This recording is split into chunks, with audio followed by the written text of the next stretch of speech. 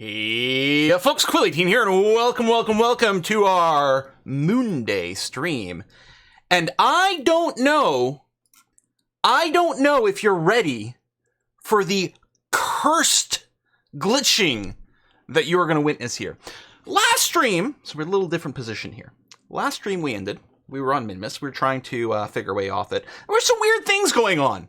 Our rover just kept sliding on its own. At some point, our rocket decided to just start falling down, for reasons we couldn't quite figure out. After the stream, I did actually spend a lot of time to figure out a solution for getting off Minmus. Felt really good about myself. You know, moved some things, generated enough Delta V with this. It was like, today we're going to be ready to go. It's going to be excellent. Load up the game. Rocket ship just explodes. Reload. Keeps happening. Okay, all right. Kraken's gotten us. That's fine. That's fine. You know what? We've dealt with this sort of thing before. Tell you what. I load, I instantly pause. I use the cheat just to put us into orbit. Because I'd figured out a way. It's going to be, you know what? We're going to pad over. It's going to be fine. Now that we're in orbit, everything's going to be okay. I'm going to show you something here that is going to... It melts my brain. Our rocket has no thrust going on right now. Engine is not active. SAS is not turned on. We've got no RCS. There's zero thrust happening whatsoever. Watch the apoapsis and periapsis numbers over here once I unpause. They're changing.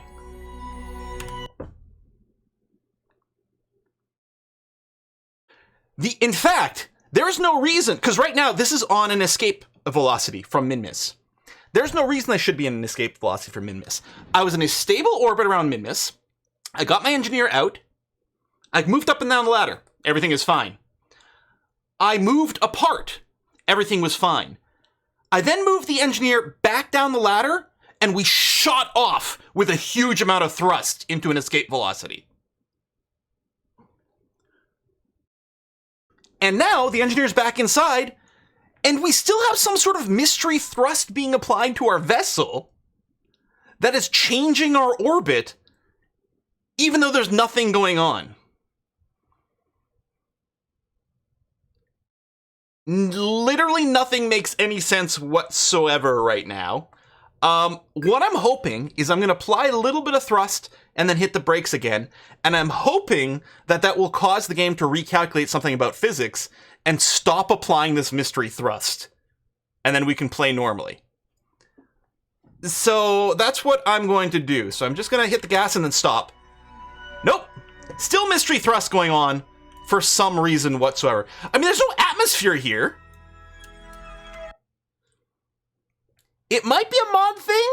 It might be. I do have parts clipped inside of other parts. Maybe going into construction mode is now, and then coming back out of it is causing those parts to like push against each other.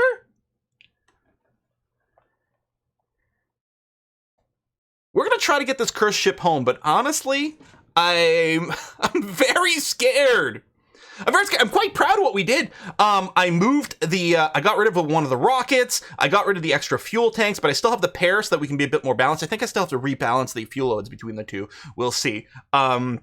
You got the engines in the middle, so we only have one engine, one solar panel, basically stripped off as much weight as possible. The heat shield's at the front right now.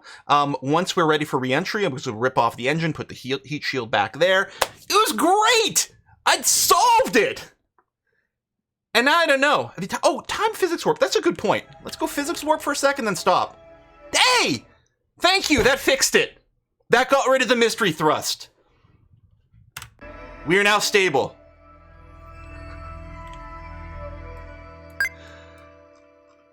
So this isn't necessarily the orbit break I was looking for, it's just the orbit break we got. So what I'm going to do, just to make our life simpler, is I'm going to let us leave the sphere of influence of Minmus, and then we'll burn retrograde relative to Kerbal. So we cheat, to avoid the game from, constantly, the spaceship from instantly exploding when we loaded the game. I did have to cheat to orbit. So technically, we've got some free Delta V from that. But I had figured it out. I got enough Delta V. I mean, it was going to be tight, but I had figured out enough Delta V to be able to get us off the planet. I mean, we were nearly there at the end of the last stream. To get us off the planet and get us back home. So we're going to end up with a little bit of spare Delta V, but you know what? At this point, I'm just happy we figured out the glitching. So yeah, the Kerbal construction mode. Be very careful with it? I don't know, man. Yeah, we deconstructed our perpetual motion machine. All right, let's quick save again, I guess, and time warp to the escape point. Jeez. Yeah, warping the laws of physics, reset it to the factory setting. What? Oh, are you gonna do that stupid thing where we run out of power while time warping? For no good goddamn reason? Yeah. That is really annoying. Our power is building. You can see the electric charge is increasing, but we're losing power while time warping for some reason. The lights are off. I mean, there's life support that is using up some power. That's legit. But why are we, like, how come the,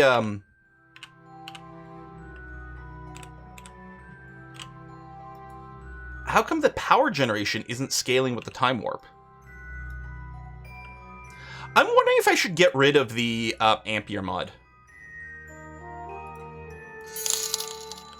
Chris mission for sure, yeah. We kept running into issues with the power too that didn't make any sense. Mustard Cucumber, thank you very much for the sub gifts. That was really nice. See, electric charge is building. I mean, we weren't eclipsed or anything. And now the time warp's working fine. I don't know. I'm so confused, you guys. Just all the time. Well, we did lose the second solar panel, yeah, but it looked like our power was fine when it wasn't time warping, and then sometimes when it's time warping, it's also fine. But, like, I don't know. Anyway, let's end this curse mission. We're gonna turn retrograde. The staging doesn't matter at this structure because, like, any stage is gonna get rid of the engine, but just because it looks stupid, we're gonna do this. We're turning retrograde, and hopefully, maybe there's solar panels in the shadow of the ship. I mean, it wasn't quite pointing the right way. I don't know. Maybe there was something. But it's weird because we weren't rotating, right? As soon as I stopped time warping, the power went up again. And I hadn't rotated the ship yet. We're going to burn retrograde. Lowering our periapsis. I mean, ideally at apwapsis, but we got to get home to still have our supplies. And yeah, we should have tons of Delta V for this. Please do not give me... And we were running into problems when the moon was getting in the way before. Hopefully we don't have that issue again. That would be annoying. I think our thrust is still turned down from when I was doing the... oh no, thrust limiter's maxed out. It's just not a very powerful engine. I thought when we were trying to do the asymmetrical burn, but that was a different iteration of things.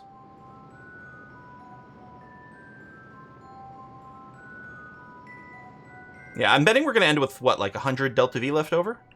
Something like that. Might be wrong. Freaking moon encounter. Although currently that is helping us. What would this periapsis end up being here? Still too high.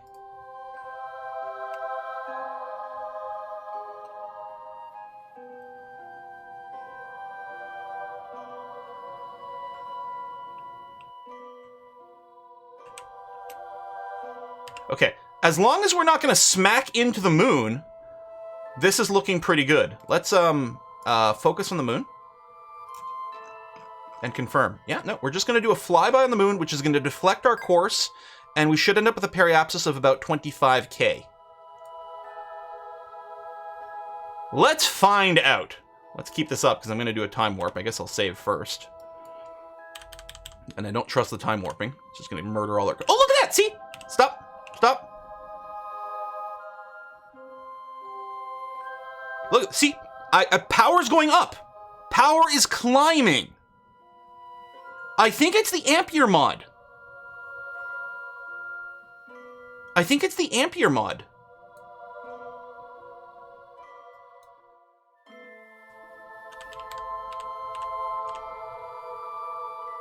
Oop, megajoules goes down. All the power goes away. I stop time warping, all the power comes back.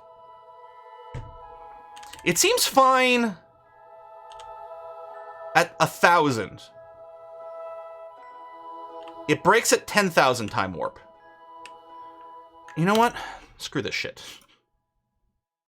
Infinite electricity. Because I want a time warp fast. Oh, interesting. The megajoule still goes down.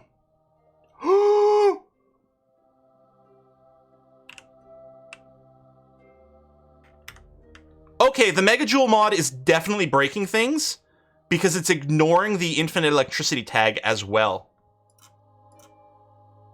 Oh, you're right. Smartass is running, but it wasn't before. The last time it broke, it wasn't running. 10,000? Yeah, still drains the power. All right. So anyway, there's our moon flyby. Can't even cheat to fix it. Yep. Yeah, we're going to disable that Ampere mod. I didn't really understand how it worked anyway. All right. Done. So now, confirm, periapsis 25k. Good. So we're not going to have to do another burn. Although, okay, so we have to get an engineer out and change the structure to get our heat shield back in here. I'm worried that if I do that, the physics are going to go bonkers again. So I kind of wait until we're closer to Kerbin first. So that way, if our physics gets nudged a little, it hopefully won't knock us so dramatically off course that we botch our re-entry. Because that's what happened last time. I'm going to quick save. I'm going to... See, I want to set a time... I just want to set a thing here. Maybe it'll be okay. Maybe... I guess I can always cancel it if it borks. Okay, it's only time warping at 1,000 times, so that's not going to break the megajoules. It only breaks... Oh, no, there it breaks. Although now I think we're legitimately in the shadow. Yeah, we are legitimately shadowed out over here, although not for very long.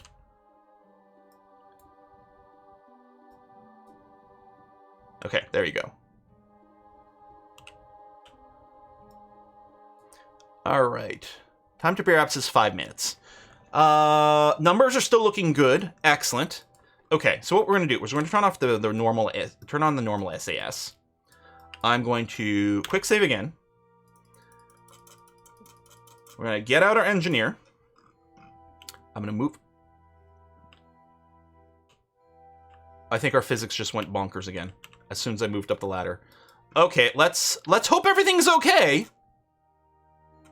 What do you mean? Kerbal? What are you talking about? You moved this earlier. What gravity? We're in fucking space. It's microgravity.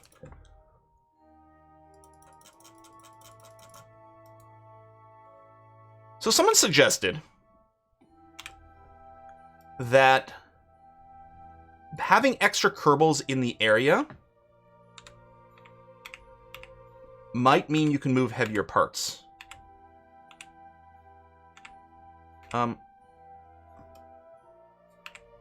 Where's my ship? There we go.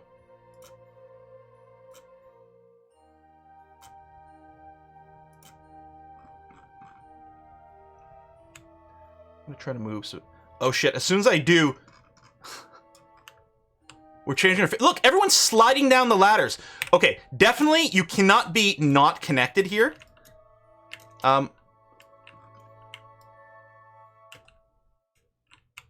My EVA suit's not working.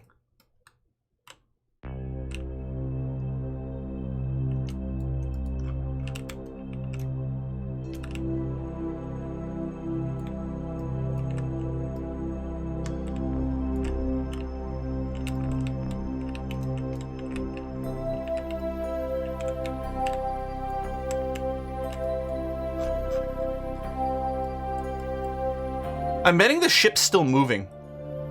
Yeah, look. See that camera change?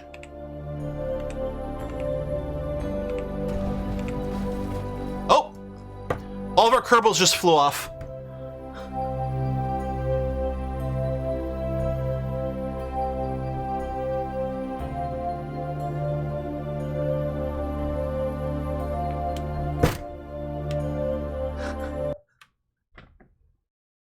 And yeah, the apoapsis numbers were going bonkers.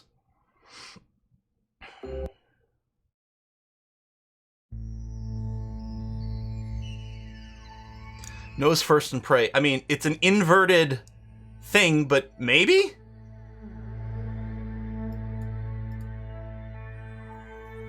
Hang on. I'm going to try a few things. I'm going to transfer some of the Kerbals. Oh, shit, not EVA. Board. Okay. Transfer to the back.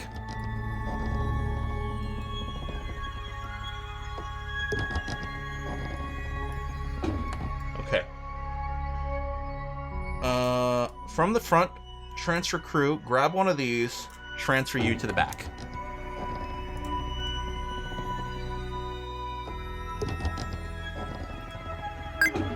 Okay, what I want to do is I want to avoid having to go up and down the ladder. So I'm going to transfer our engineer to the middle. From here, he should be able to reach both ends.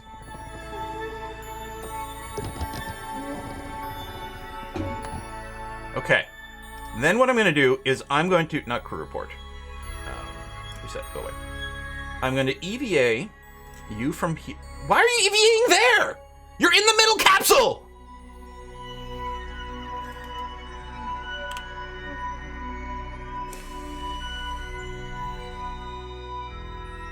Did I interrupt the transfer?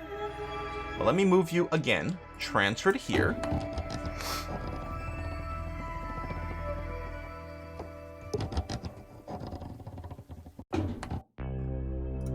Okay. Let me confirm. He's definitely in the middle capsule. Maybe I'll use this EVA button. Okay, good. Be there. Now what I want to do is I want to EVA some more just random Kerbals without anyone moving up and down the ladders.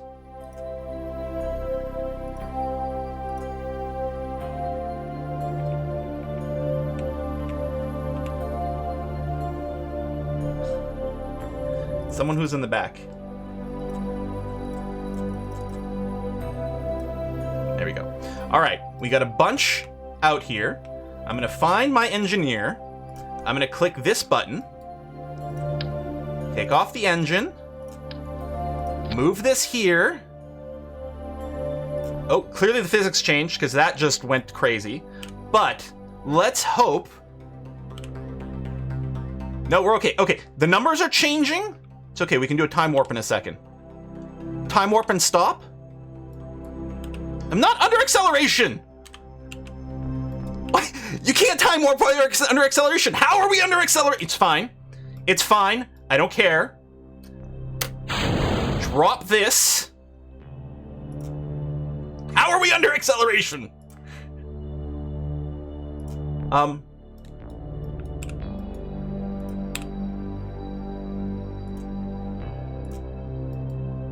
I still have power.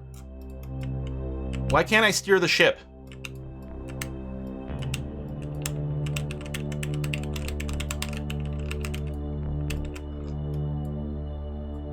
Oh, I forgot to get... What? Hey, we're being raided by SIPs, thank you. Our ship is cursed.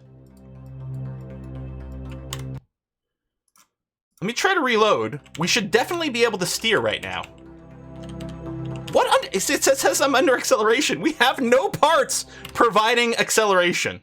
Let's just try to reload from this quick save.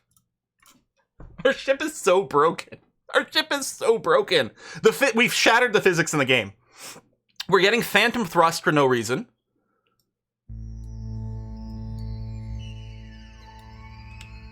Okay, hold on.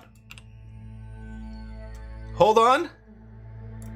Surface, retrograde. There, we all we have to do is reload. It's fine. So yeah, I forgot to reattach the nose cone parachute, but we've got lots of parachutes. So what we're trying to do here is keep surface retrograde, which will keep our heat shield parked in. If we can make it back and end this cursed mission from Doom, where all the physics stopped working, it's gonna be fine. All right, so we're inside the atmosphere.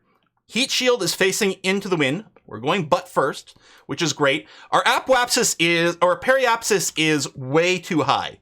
It was fine, it was 25K, and then the Kraken decided to give us some phantom acceleration. We should still be well, actually, hang on. There's a possibility we're just gonna clip through the atmosphere and not slow down enough, and then apparently we're in escape orbit to the sun. Because physics. Yeah, you know what? I bet you we're too high up here. We're not gonna slow down enough. We're just gonna go into the sun. We'll reload from the last quick save before this. Why is this mission so cursed? Yeah, no, we've clipped back out into space. Alright, where was my last quick save? We've also got some hard numbered saves. Okay, so this is... We're fine here. Right now, we're fine.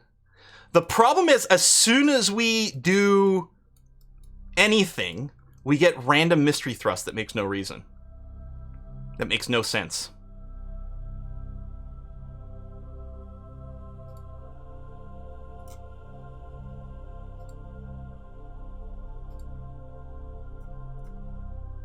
Transfer, go here.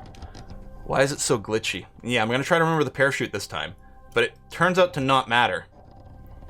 All right, now transfer the engineer to the middle.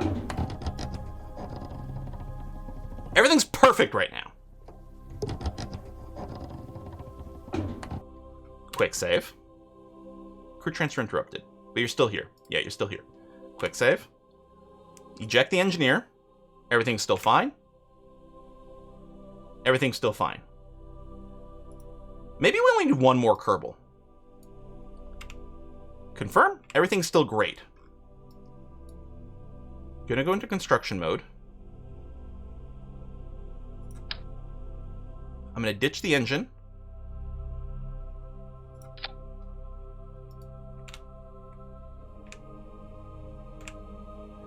Everything's still fine.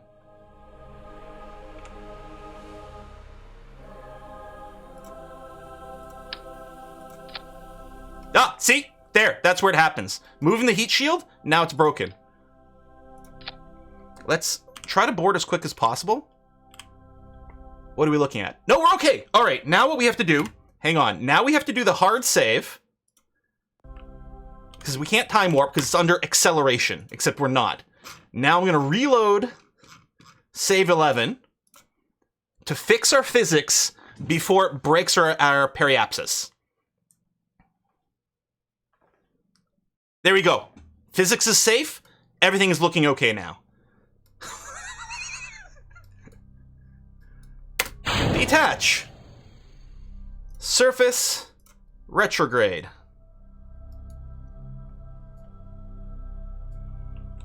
Turn that off for a second. Time warp until we enter the atmosphere.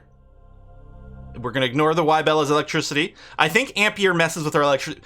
Clearly problem is too many mods. Our power should be good. We have lots of battery. I mean, we are going to be using the reaction wheel pretty heavily for our reentry, because I'm not going to trust that this shape is necessarily aerodynamically stable. But fingers crossed. Physics warping. Looking okay. That was some of our parts that were detached are now reentering and exploding. That's okay. Yeah, or not enough mods. It's one of the two. Too many mods or not enough mods. But this mission has been cursed for so long. I am going to blame, maybe it's because I have a lot of parts clipped inside of our ship. And I suspect what happens after you use the Kerbal construction stuff, that is real hot. Is that the bottom tank here? Or do we still have, no, we don't have radiators anymore. That is real hot. Admittedly, we are coming extraordinarily fast. The physics glitch did add to our orbital velocity, which is a little scary. And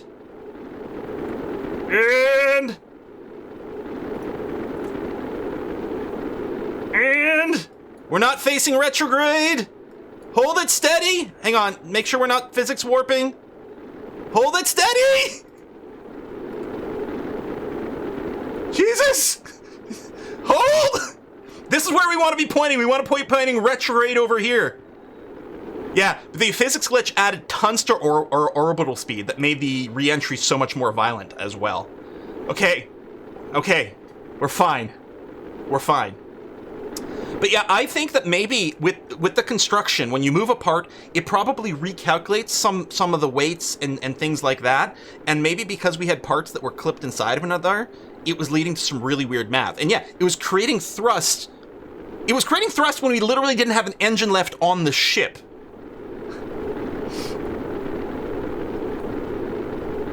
It's interesting that it's not actually facing surface retrograde. Even now. That doesn't make any sense.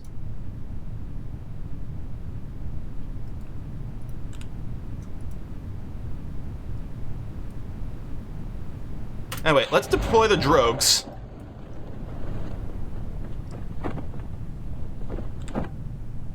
And the rest of the chutes.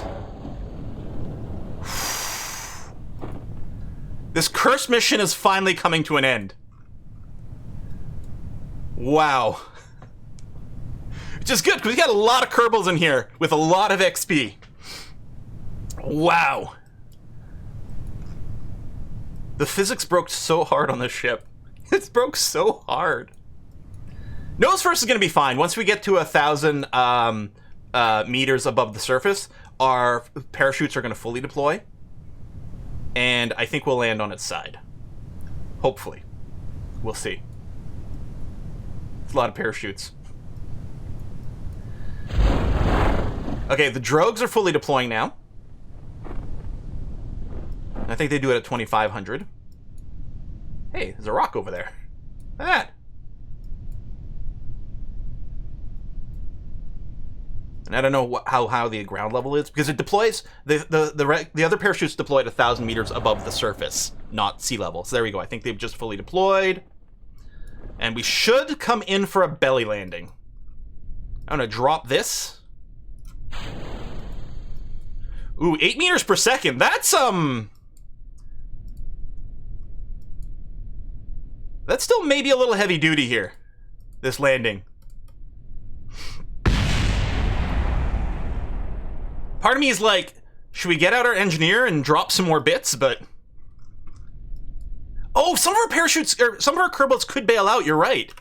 Hang on, we're gonna quick save over here because our pilots have parachutes, right? Does anyone know how to actually deploy the parachute?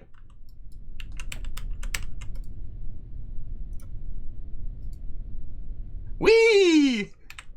I don't know how many of them have parachutes though. I think it's just the pilots.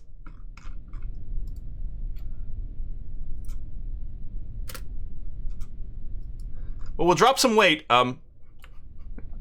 What happened to your chute? What happened to your parachute?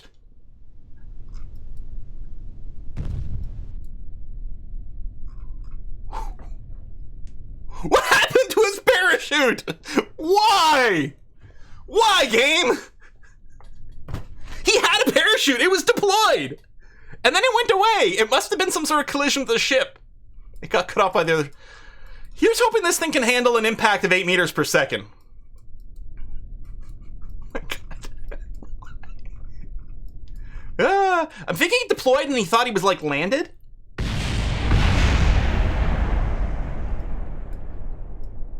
Listen. A huge success.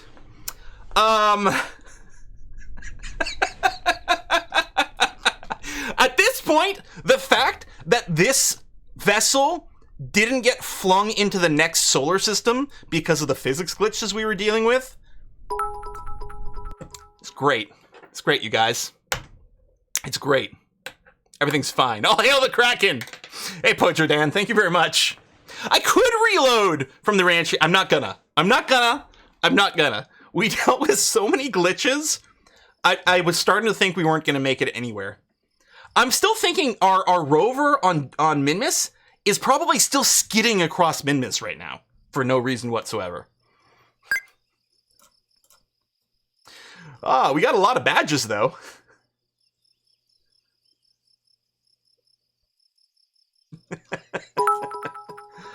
How many Kerbals do we have left here? We got a whole 5. But they're level 3, except for On Your Mark. Why does On Your Mark not have a level 3 badge?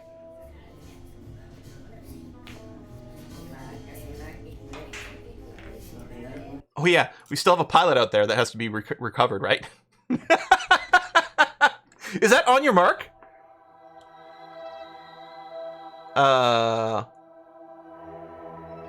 Where's the pilot who landed? Guys. Shouldn't they just be in this list somewhere? Are we sure they landed? I totally thought they landed.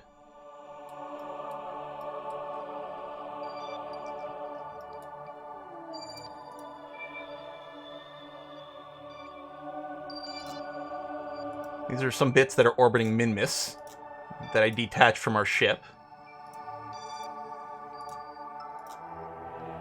Did it get outside physics range? Maybe?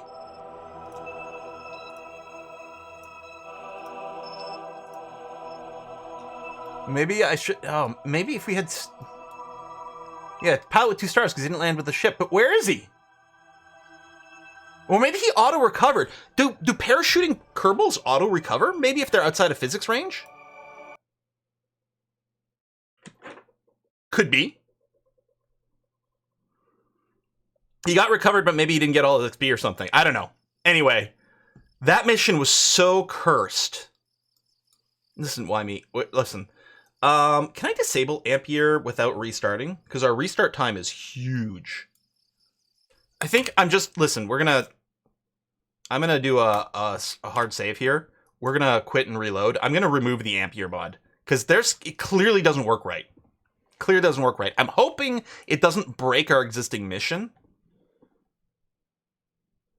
I'm a little worried.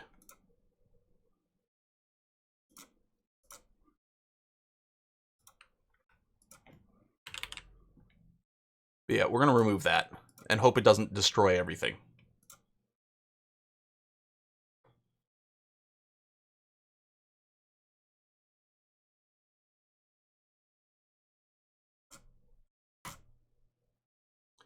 Delete.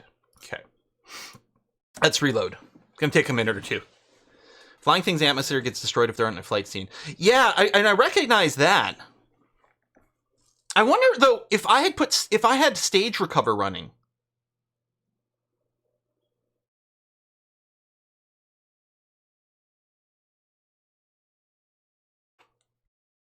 Kersplat. Well, the Kerbal without a parachute Kersplatted. Parachutes though.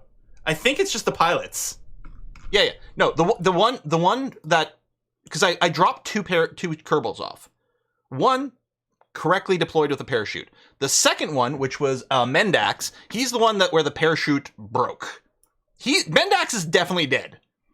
But in that start of the very clip, you can see another Kerbal with the parachute fully deployed, and that's the one that I'm like, that one should be alive.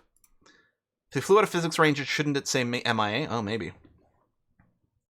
We just checked the astronaut complex 2 seconds ago. Like, literally, that's what I checked first. We've got 5 Kerbals listed in there. Anyway, we're not going to worry about it anymore. Yeah, maybe you're retired. God, that mission was so cursed. Okay. I'm not going to tweak scale lander legs anymore, because we thought maybe that was one thing. But honestly, that doesn't explain everything. That might have explained like why the ship was exploding when I loaded the game this morning. But maybe the internal clipped parts, maybe I shouldn't do that. Which is too bad, because they look so cool! And I've never had a problem before.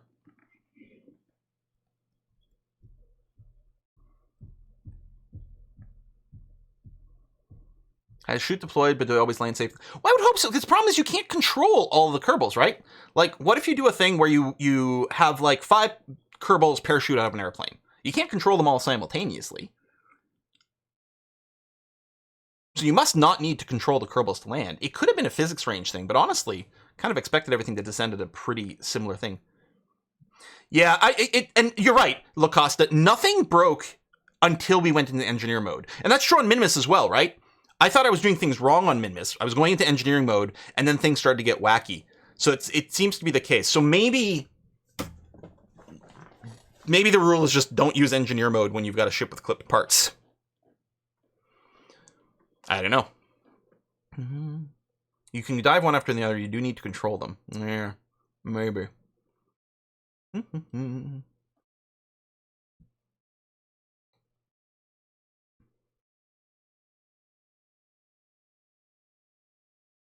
Engineer mode does seem super cool and useful, but maybe I'll just go back to using KIS and KAS, which was the original engineer mode.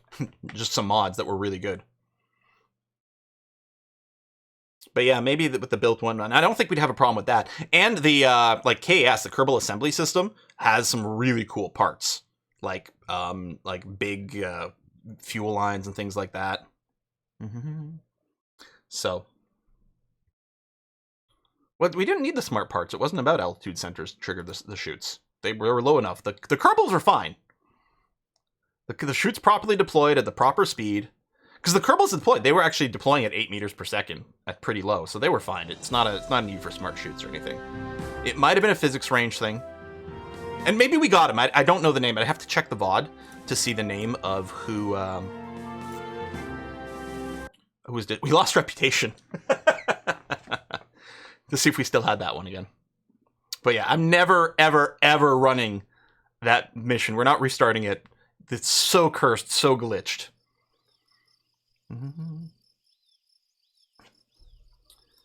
All right. So what do we want to do for our next mission? I mean, we can go back to the moon. We have missions. Oh yeah, dock 2 vessels around the moon. Do we know if they have to be launched separately? Or if we can launch one mission thing, detach, and then reattach them? We do have a mission to return to the moon and plant a flag, which is okay. Some satellite missions, which might be fun. I would like to do some ScanSat stuff. Or we just go to Duna. They have to be 2 separately launched vehicles. Well, the rover crew should be fine. They have like 2 years of food on there. I don't think I want to do a star base yet. Maybe let's do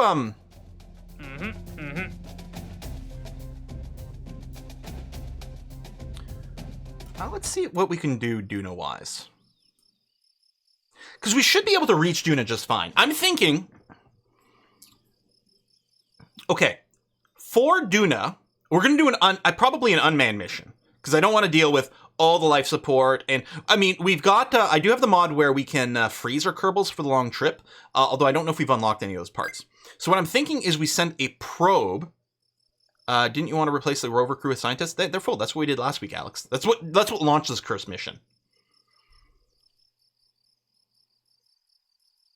Yeah, ScanSats to different bodies. What if we do a ScanSat around Mars? Okay, get a satellite. Now, that might mean more Delta V. Sending something to the ground on Mars is actually not that hard because you can slow down in the Martian atmosphere and you can land with... you know, with like having used less Delta V. Getting into orbit uses more Delta V, but I kind of like the idea of putting a satellite in orbit around Mars so we can do ScanSat of it. We'll get biome scans, which first of all will generate tons of science for us, but also will give us better ideas about maybe where we'd like to land later. Yes, Duna was science transmitting. I think that's, oh yeah, sorry, Duna, not Mars. Same thing! So I think that's what we'd like to do. Freezing people is easy, just thawing out a live bit that's tad tricky. That's true, Grumpy Oldie. So we don't actually have a contract for it, but that's fine. We can make up Twitch Chat Co. Has issued us a contract to go to Duna. If we need to like make our own contract by just giving us money when we complete it successfully, we could excuse that. What's the difference between these two? They have the same antenna. The Hex uses up more power. I think has more powerful reaction wheels.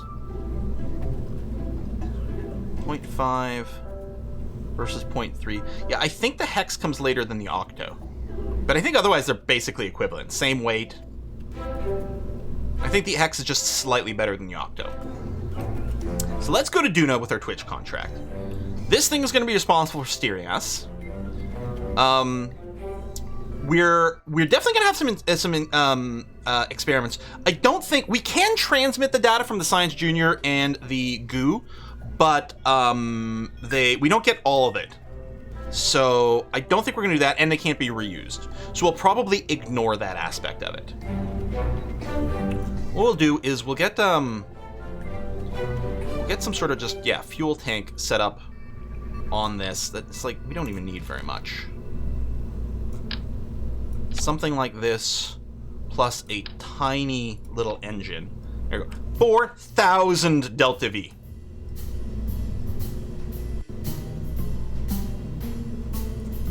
That Oh, the signal, I was a little concerned. I think is going to be okay, though.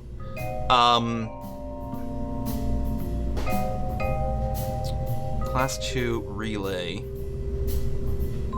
I don't know. There's a page where you can get the calculations for it. I do have some science. I could potentially unlock a new level. Yeah, antenna rated 2G. I think this one is really... I think this one is good enough for Mars. This is 5M, 20M, 10T.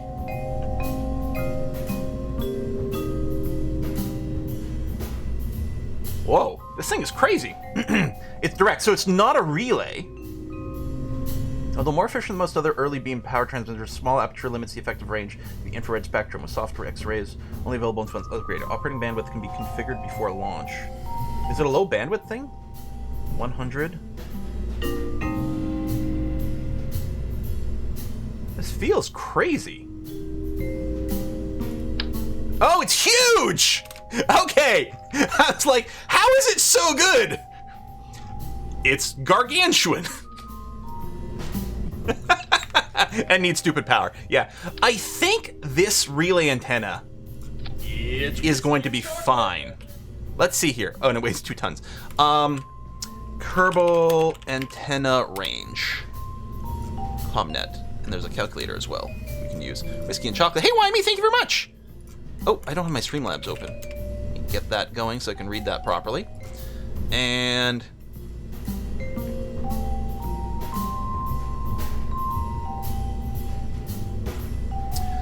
so 10G gets you Moho or even Duna when close.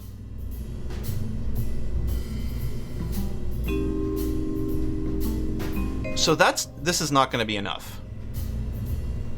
Because even if we level up our comm thing to 22, well, actually it is fine as long as Duna isn't too far. We might lose contact some of the time, but it's usually going to be okay. It looks like once we get past 60, we're fine. So really, that would represent a 15G antenna with the level 3 thing. Let's see what we can unlock. Yeah, sure, save and continue. Yeah, you can stack more, and we might do that. Drop a relay satellite halfway there. Well, you can't really lock it in halfway orbit. So we might stack more, but I just want to see if we can unlock a better antenna here. I was expecting you to be in that category. I don't think I can filter. I suppose I can search. Hold on. If I search for the HG48... there it is. So that's there. And the next one would be the HG55. Oh, which is in the same category. So unlocking this electronics category will give us some much better antennas. Done. Let's do that. And yeah, I'm fine if we're out of range every now and again. Satellite around Minmus help? Not really. Minmus, like the distance from Kerbin to Minmus is fairly insignificant when you're comparing Kerbin to Duna. The biggest influence is whether going to be if Duna's on the other side of the sun from where we are.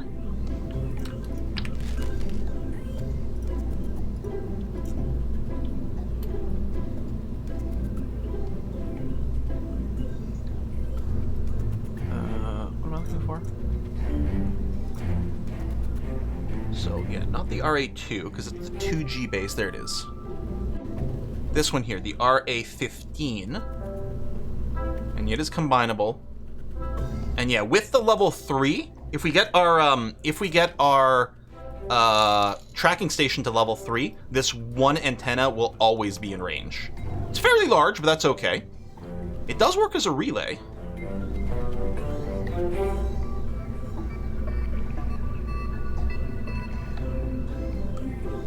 G. And then there's community. What's the difference between this one, which is 15G, and this one? This one's 0.3 tons. This one's quite a lot less. Okay,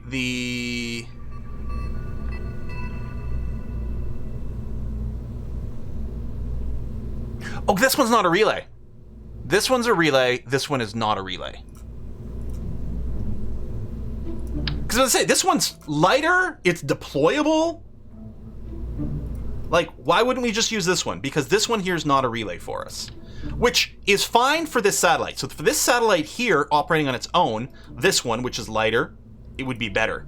But if we do this, then we can use this as relay. Now, this satellite in orbit of Duna is only going to be, like, useful as a relay to ground stuff half the time, but getting the relay seems like a good idea. Yeah, I'm sure we lost tons of Delta V because it's quite heavy. But that's all right.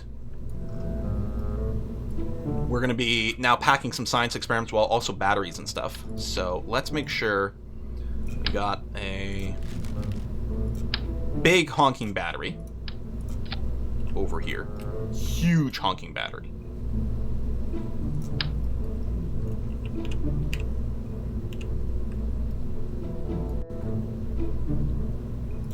Solar panels. I'm also going to throw on some static solar panels here. This will help on edge. Well, actually, it's not necessary, but it'll help when their solar panels aren't deployed. Actually, I guess we don't need those at all, really, for this. It'd be nice to use the, like, if we had even larger ones. Derp concentrated. That includes storage battery. Oh, that's quite cool.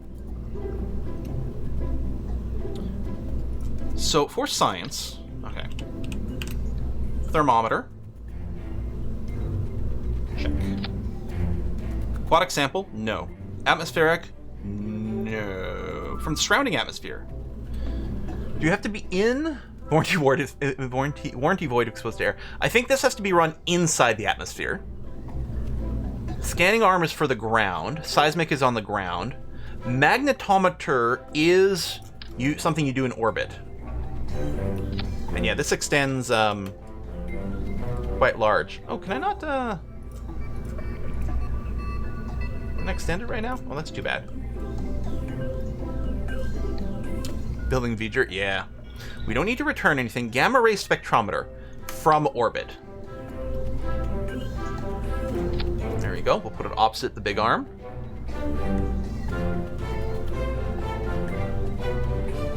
This is atmospheric stuff, so no. Surface scanning module. When used when landed. Increase the orbit. Okay, so we don't want that. This survey scanner we do want. This is ScanSat. Yeah. Put it in orbit. Now this is really big, but kind of excellent. We could put it at the top and then put the relay satellite on the side. We could do this. I don't know. How do we want to use... Because it would be great to get some ScanSat stuff. Oh, there's a magnet... Hold on. Dual technique magnetometer. Log magnetospheric data. Run magnetometer report. These are apparently different from one another. Sure. Okay. Robotic stuff. Ooh, that does sound kind of interesting.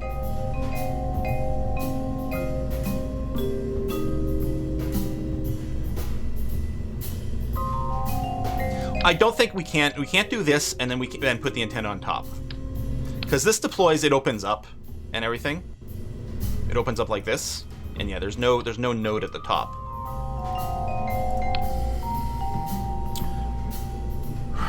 Robotic stuff. Interesting. I will consider this. Okay, this is another orbital scanner.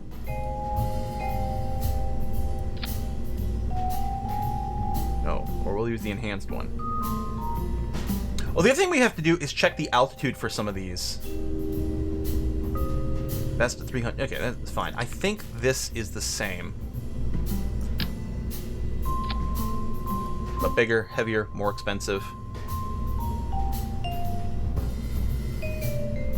Elevation data. I don't know if we also need that, though.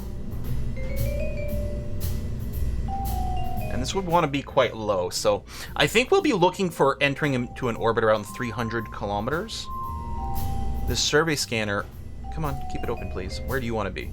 500, which is fine. Yeah, that's going to be okay. These are overlap just fine. Radio antenna. Low resolution elevation data, medium swath. In a range that works. It sounds like it's overlapping with some of the others, though. color image, biomaps, surface resources.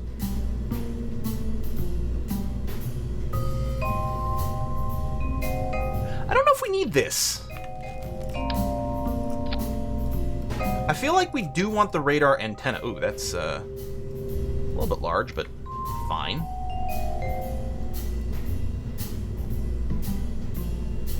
I actually might be okay with doing this. We'll see. Resource mapper. One of our things does resource mapping already. Advanced resource mapper.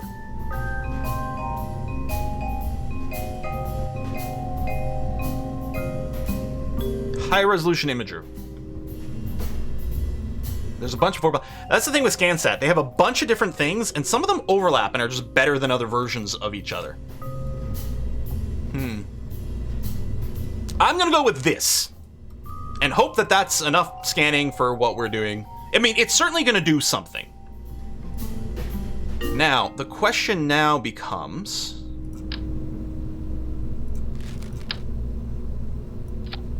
Yeah, no, this is gonna work out okay. Oh, we do really not? It's because of the size of the engine. I could bring a bigger engine. I don't need a bunch of thrust, but it does make the little fairing there look goofy. So I might just bring a bigger engine just on the basis that it looks dumb. I mean, looks are important, right? Let me go to... Show me the 1.25 parts, engines. Pug?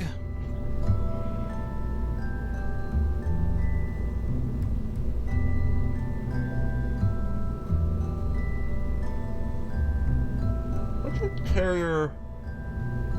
Carrier's a little more expensive. It does have a better ISP.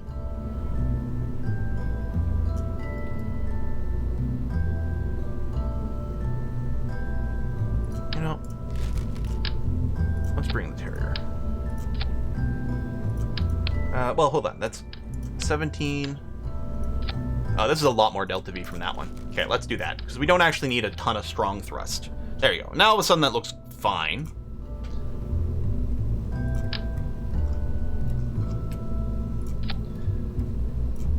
Oops. That's what I want to click. And then another Terrier over here.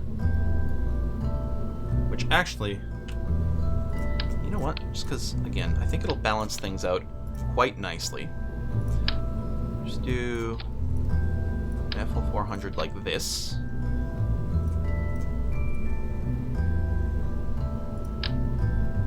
Drop a decoupler.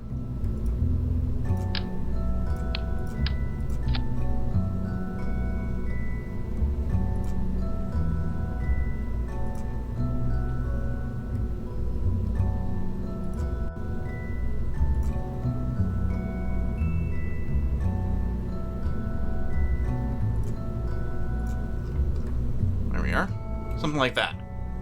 Chat pause scrolling.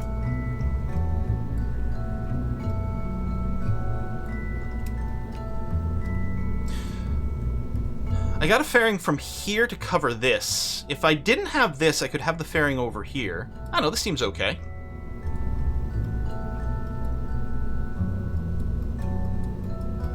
Seems fine to me. Check for fairing clipping. I don't see anything poking out anywhere.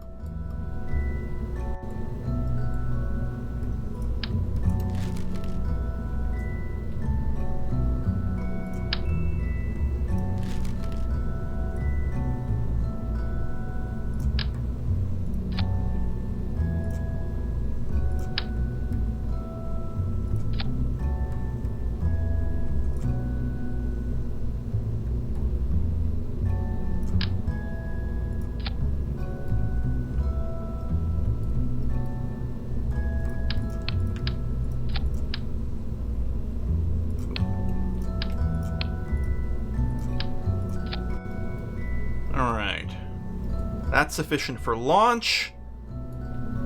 So the idea is this first stage is going to get us into space and contribute somewhat to circularization. Oh, I didn't add... Now, this has a built-in reaction wheel. We might want to add another one. It does have a reaction wheel. You're right, we need a safety light as well. Let's go back to here.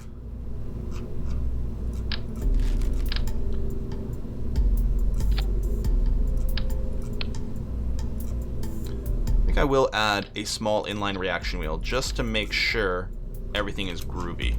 Everything's still inside the fairing? Looks okay to me. I did add a big giant battery, yep.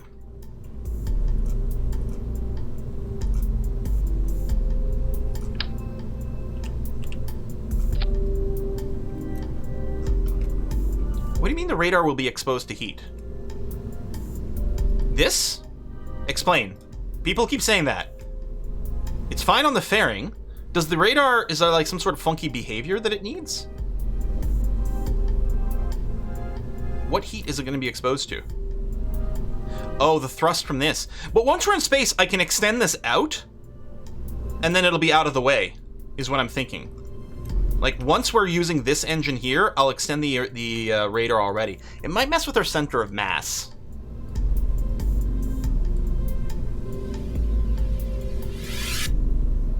But I'm kind of willing to try it. But that's what I'm thinking.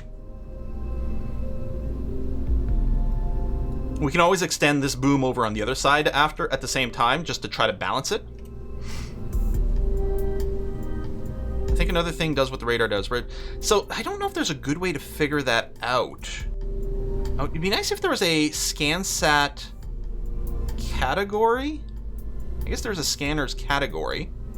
Okay, this radar, low resolution elevation data, medium swath from lower orbit. Oh, there we go. Scan type altimetry low res. Oh, if I look at that, resources, visual high res, resources.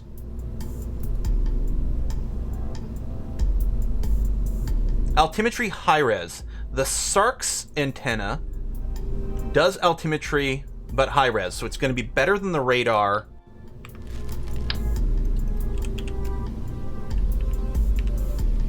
It's a little awkward, but it still fits inside. There we go.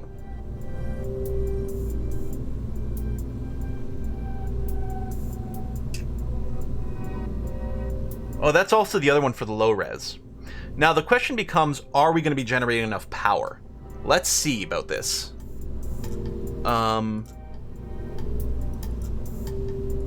much power do these things generate? 1.6 a second. Yeah, that's not going to be enough to run all these, because this one was 2 per second. I hate that you can't get the scan over here. The Cirx was 2 per second. I mean, I don't have to run all the scanners at the same time, though.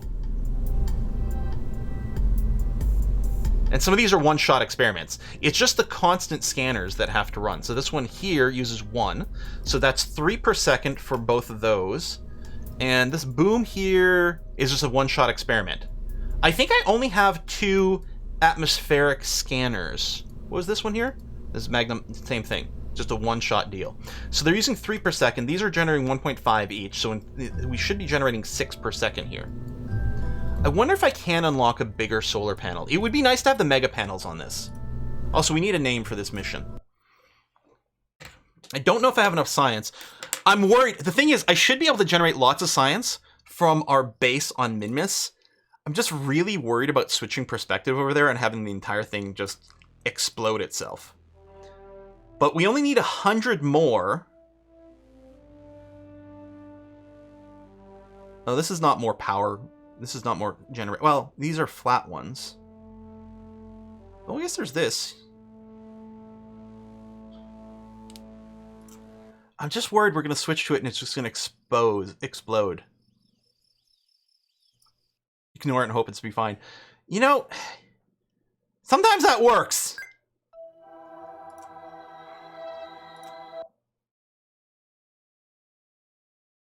Yeah, I think the Minmus base isn't going to last through the entire flight to Duna.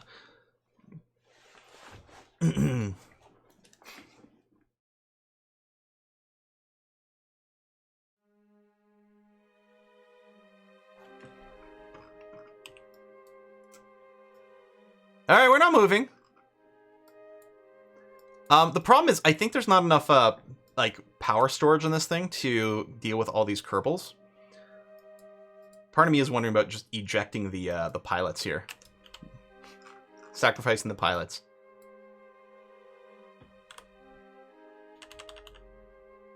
Oh, yeah, as we enter the dark side over here.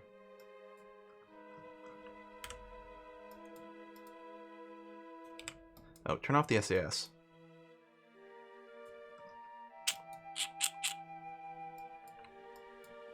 Oh, this thing can fly, you're right, you know? Actually, at this point, there's no reason to be on the surface. Let's just take off and go into orbit.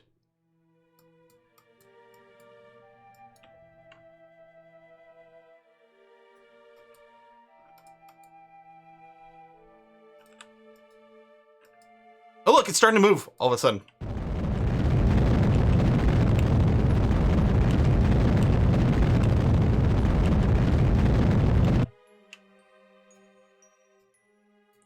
Polar orbit, maybe. Apoapsis is 5 kilometers. Great. I mean, really, the higher the orbit,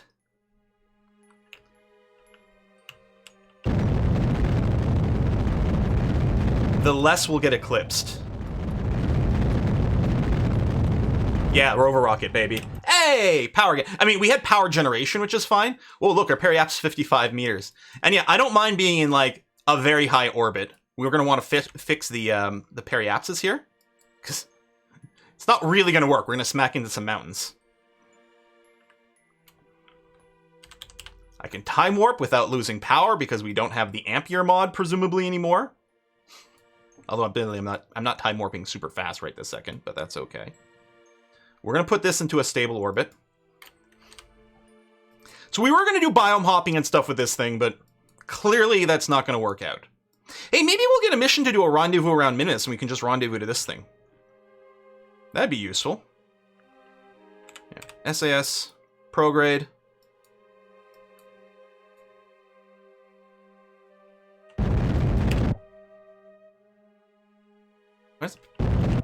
What?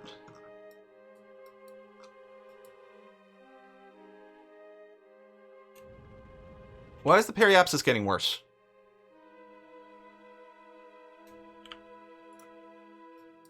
Thank you. Orbit mode. Thank you. That's what I get for not using the mech jump buttons.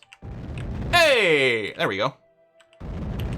There. All right. Periapsis, 40 kilometers, plenty of space. That's wonderful. So now the question is, level up crew if they haven't already. Oh, there we go. Everyone's level 3. Great. We can now start research. Beautiful. Hey, where's our data? Oh, process and lab. There we go. There we go. So now we got a bunch of data. This is going to get processed. It's going to generate 3 science per day from this research. And our power situation should be groovy. Yeah, we don't need to be in a circular orbit. Yeah, we are semi-polar anyway. And I mean, I could actually, and might want to, just to really minimize the eclipsing. I mean, we're going to go by this periapsis pretty fast. But if we do a little more of this, then the angle from, like, you know, every now and again, the sun. So right now our orbit's going to be solar the entire way. But at some point in Minmus's orbit, we'll probably still be eclipsed. But it's going to be for, like, minutes. And therefore not be an issue whatsoever. And this thing's just going to sit here and passively generate this. And I kind of like our little flying bug. It's very cute. I wish we could have gotten more science from Minmus, but at this point, I'm just happy everybody's alive. And you're right! Not the worst start to a space station. It's got a docking port on it.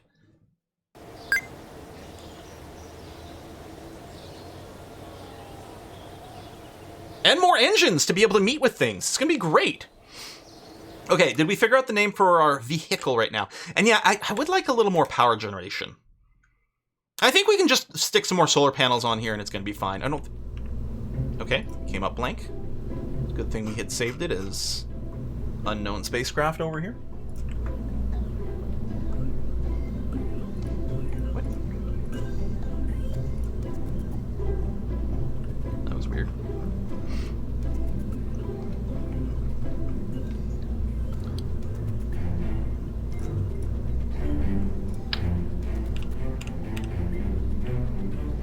So I'm just going to put another quad of these.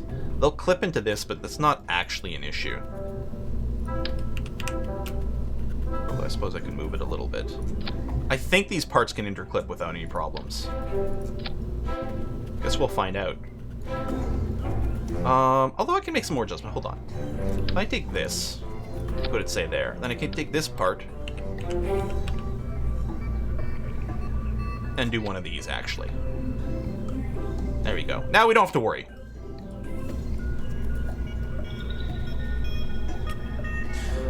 Solar panels are not grouped, although we'll use the mech-jeb thing to immediately deploy them all together. All right, what are we calling this thing? 04 Duna? Is that what people are spamming?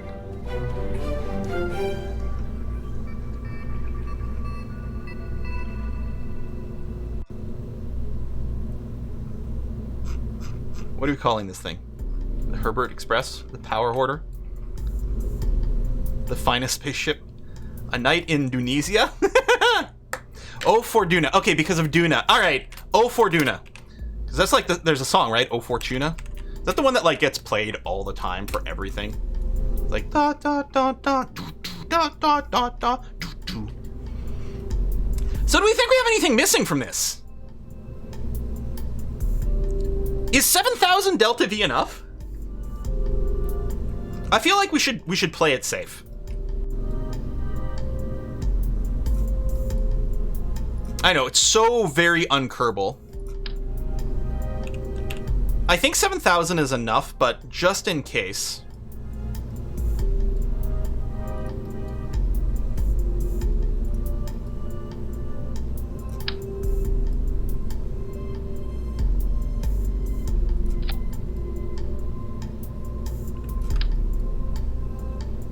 There ain't no kill like overkill.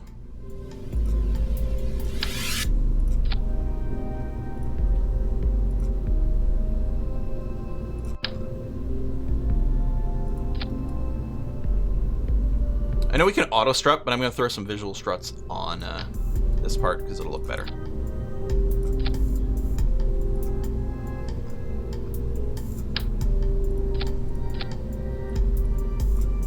There you go. 8,400 Delta V.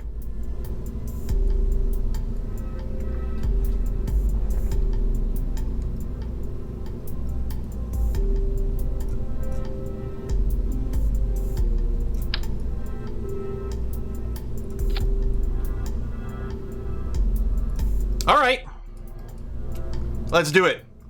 There you can achieve orbit of Duna with about 5,000 Delta V. Wow. But yeah, it's just government money. And honestly, doesn't this rocket look freaking cool? It looks super cool. And at least this time we don't have to worry about killing any Kerbals. I have a safety light. It's unmanned. We only need one safety light. Probably, maybe.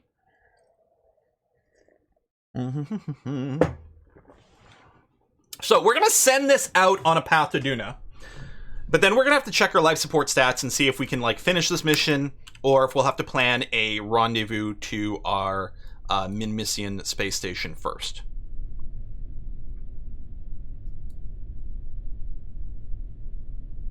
All right. 90-90. Execute lock. Thrusters to full. Go. Does this game simulate Lagrange points? No, it does not. Because you're only in the sphere of influence of one thing at a time. Giant life support supply section sounds like a good second piece of the Mini Space Station. Yeah, and we do have some of the recycling stuff. We might be able to start extending the life support of that place. We should have plenty of control authority here with lots of gimbling, although aerodynamically the top of this rocket's a little questionable.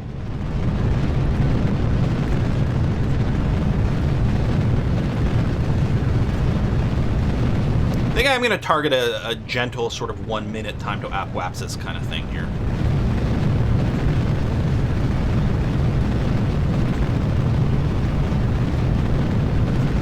Staying inside prograde for now, just in case the top of the rocket proves to be a little unstable. Time to detach the first stage shortly. The fuel is sharing, it's just sort of a visual thing that happens here.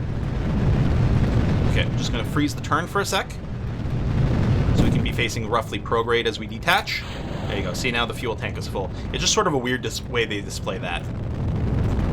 Alright. So we're a little more vertical than we'd like. Time to apoapsis continues to climb. Oh, they're missing the button here. At this point, I can definitely flatten out. We're high enough. The atmosphere is starting to thin out. Actually, I can definitely go outside the prograde range. And yeah, I'm just going to try to keep the time to apoapsis to about a minute, so that we're not going too steep, because it's not very efficient. And soon... Oh yeah, time to apoapsis is actually dropping here, which isn't so bad, because it was quite high, but I'm just going to freeze the turn here.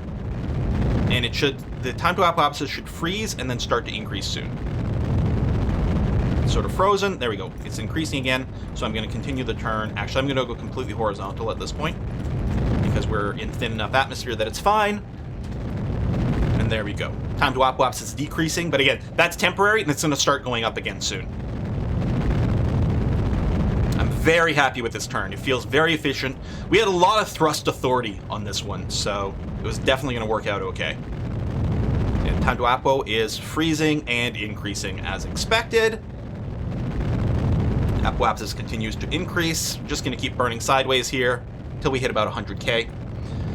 Is it possible to transfer science to the Minimus research station? That would be ideal. Imagine this. We do a mission where we land on the moon in another biome, pick up some science around the moon, take off from the moon, go to Minimus, rendezvous with the science lab there, transfer the science. Or even when we come back from an extraplanetary mission and we do that. It would potentially be easier to rendezvous somewhere else, but yeah. Exiting the atmosphere in a couple of minutes. Apoapsis climbing quickly. We'll go and freeze here. Periapsis is already above the ground. And we're still in the atmosphere, so we're going to lose a little bit of this, but not enough to be a problem. Yeah, that was a really, really nice burn. Really fuel efficient. Quite nice. And we have enough, especially with this efficient burn, we have enough in here to circularize, which is what I expected. Gorgeous rocket. Entering space. We'll use the maneuver planner here to circularize, so I don't have to babysit it and accidentally miss the window. Okay, good. Oh, this should have been deployed a while ago. Let me quick save. Hopefully it doesn't explode. I could have dropped this earlier for weight. And yeah, I was going to say, the solar panels aren't going to auto-extend, probably because they were enclosed. Oh, there we go. Toggled that. Now we're good. Ah, I love the way that deploys out. So cool. In reality, these solar panels would occlude each other, but I don't think that's simulated here. So let's quick save. Create and execute the circularization node. Yeah, 76 meters per second delta V. We still have 1400 delta V in here. Yeah, we're going to overkill our Martian approach, and that's okay. Oh, the rocket very Ariana 4. Hey, Silverfish, thanks for the gift sub. While we got a minute, we got some resubs from Asphalt at 42 months. The Grand Sponge at 9 months. Chinese Chipmunk at 10 months. Butler Ives, 44 months. Exclusive Muffet has resubbed for 23 months. Marley is Dog at 26. Sarvitz at 15 months. Gurkitch, 13 months. Darthair at 55-month resub. Deedrox, 11 months. Bedrock, 30 months. Galfonson, 14 months. Jace Shanks at 27 months, Ojumon 3 months, Kurt 25 months, Sir Gawain at 4 months, The Paradox 44 months, Mustard Cucumber gave some gift subs earlier, thank you very much for that. Rhodesy is resubbed for 40 months, The Dark Complex at 67, Cookie Dough at 13, and we also got some new subs today, thanks to the gift subs. Beta Killer, Tyrannical Bork, Have You Got It Yet, and Drakesys, welcome to the party. Hope you stick around. Woohoo! Whoa! Oh, it was the camera angle change. Oh, and there's still the weird lighting thing where things are like weirdly nonsensically dark. Anyway. All right, maneuver done. Groovy. We're in a circular orbit. Everything is fine. We're shaded right now, but that's okay. All right, so let's talk about getting to Duna. Wow. The thing is, as long as you do a Duna mission fairly early on in your career, the positions are going to be relatively okay. So this is Kerbin, and effectively, we're in orbit around Kerbin, but effectively we can think of ourselves as we are the Kerbin orbit right now, because mathematically that's basically what's going to happen when we break orbit. We are basically in this orbit. So this is us. We're orbiting now the sun. We can think of it that way. And there's the moon. And there's Duna, which sort of like thinking of the moon as well in another way. Anyway, and we're trying to do a rendezvous there. So we are currently in a lower orbit, which means we're orbiting the sun faster than Duna is, which is great because we're behind it right now, so we're catching up. And as we break orbit over here and raise our orbit to Duna, we are going to encounter somewhere over here. Now, there is a phase angle calculation that is optimal for the rendezvous. And hopefully we're still relatively there. If you launch at a time where you're a little too far ahead or a little too far behind, it'll cost you more fuel, maybe take longer to get there. There is a sweet spot that takes the minimum amount of time and the minimum amount of fuel. And these are orbital mechanics. We are in a pretty good position here. What we really don't want, planets are basically star moons. Well said, unused username. What we don't want is we don't want to be next to or ahead of Duna. We want to be in a position where we're behind. By how much? It depends on the distance. And it's the inverse if we're going to Eve or to Moho. They orbit faster, so we want to be ahead of them. But again, like, sometimes the distances are so ridiculous that the mathematics work out weirdly. But if we go and... Oh, yeah, I can't plan a maneuver here. That's right. I can't plan a maneuver because that's not actually my orbit. What I want to do is I want to break orbit over here and meet. Now, I don't know if MechJeb has, like, something built in for departing orbit. It would be really nice, because really what we're doing is, I wonder if the advanced transfer to another planet handles it for us, or the bi-impulsive one.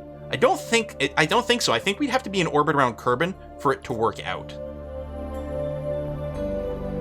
Transfer to another planet. Scheduled to burn at the next transfer window. I wonder if one of these would do the work for us. I think transfer to planet will work. That's it. Transfer to advanced transfer also works. So the bi-impulsive probably requires me to be in orbit around the sun, but the others are a little smarter. Oh, I do like the pork chop selection. Can we get the view? Can we get the display? An error occurred. Oh.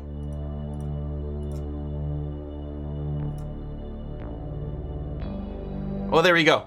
So it is calculated that the best time to do this is in 122 days. 122 days, we'll do 1,000 meter per second burn to break orbit in exactly the right way that will cause us to have a rendezvous with Duna over here. Tempted to, like, plan it manually. So I think that's what we're going to do. We're just going to go ahead and break orbit now and hope that we are close enough. So we're going to do one manually to prove that we can do it. So all we want to do is we want to break orbit. Now, we want to break orbit and we're going into a higher orbit. So we want to break orbit in the direction that's going to send us kind of prograde, is my thinking. Actually, out of curiosity, if I hit this, what does it do? Weirdly, oh, yeah, this direction's not going to make sense because in 122 days, this is going to be pointing in a different direction. So it doesn't make any sense currently. But I suspect that's basically the case. Oh, you can also do the soon as possible button. This mode voids your warranty. If I were to create a node here, so yeah, it tries to immediately do the burn. And you can see it's going to try to do the burn now. And it's departing prograde. See what I mean? And it's going to do the burn in 25 minutes. And it's going to do a rendezvous fine. Totally gonna work. But anyway, we're gonna do this by hand. Where basically, we want to... we just want to burn prograde at the right time. When does it do it? Yeah, I was gonna say back here. Because that's what I was gonna say. What you want to do is... If we point it this way, you want to burn somewhere around here. Let's say. Burning prograde until you break orbit. Try to dodge the moon. Stupid moon. Actually, we're getting a little slingshot off the moon there, but not enough. There we go. Break orbit. And it's like, if it's not exactly prograde, then what you do is you adjust the time of launch, which is actually kind of very fiddly and awkward to do from here. Because you grab this and you sort of drag it, and then apparently we're hitting the moon again. Stupid moon getting in the way all the time. Could you not? I mean, I guess that's a slingshot, but I don't know how close to the moon we get there. Here, that's looking vaguely okay.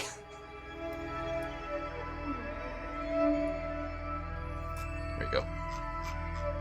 There. Oh yeah, it was an anti-slingshot going to the left. Okay, so this will break orbit. You can see the delta V number is not quite the same. This isn't going to get us to Duna. But it is going to escape Kerbal, and then once we're there, we'll be able to plan another move. You can see we're going to go here. It's not quite going to be enough to get to Duna, but then I'll do another burn once we're out of Kerbal orbit to figure out the rest. So we're going to lose some of our Delta V. We're going to waste some of our Delta V. But we should be able to handle this. So let's go. Oh, actually, I do want the maneuver planner, just because I've planned the maneuver. I'm going to hit this. I'm just going to tell it to execute. I'm not actually using the maneuver planner to plan the maneuver, but I'm just going to get this to execute things for me, where it'll time warp to the maneuver point properly here for us. So, groovy. Yeah, I could have nudged it up a little more. The other thing actually is the maneuver node editor that you get in MegJub. This is actually the easiest way to avoid that fiddling, because you can shift the time a few seconds forward or backwards, or set it to like minutes forwards, backwards. And this is the easiest way to sort of fiddle with the maneuver node so it's exactly the right point. Instead of just trying to drag, it's super awkward. Yeah, we'll set an alarm for the Minmus base. We'll do that after we launch this mission. Again, Minmus base life support is good for well over a year still. We got lots of time. Maybe not enough to get to Duna, although honestly I think we do actually. Just slowly. I do have a reaction wheel in here, but this is a big ship, and the reaction wheel's not centered, so the physics of it are kind of wonky. So turning to the maneuver node is a little bit rough. If the engine was on, it'd be able to turn very easily, but let's go ahead and get this going. I don't have to like turn the antenna on or anything, right? No, it's just on, because this isn't one where we have to deploy or anything like that.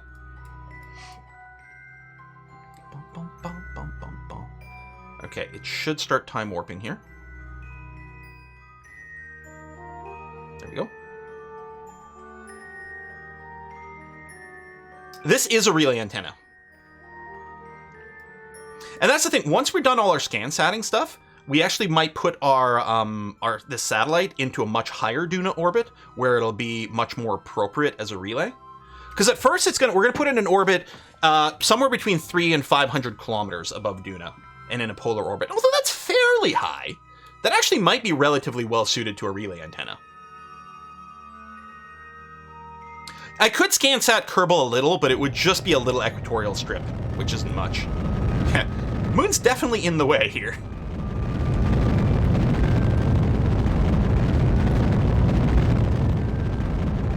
God, look at that planet.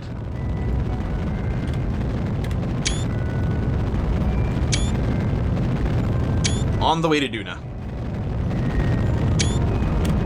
Screenshot all the things. Wouldn't be much science for the ScanSat. It would be barely anything. Oop. Okay, I guess the orbit just changed. All right. The camera angle changes are disorienting sometimes. Okay, so that's looking okay right now. So what I'm going to do is I'm going to time warp until we leave the sphere of influence.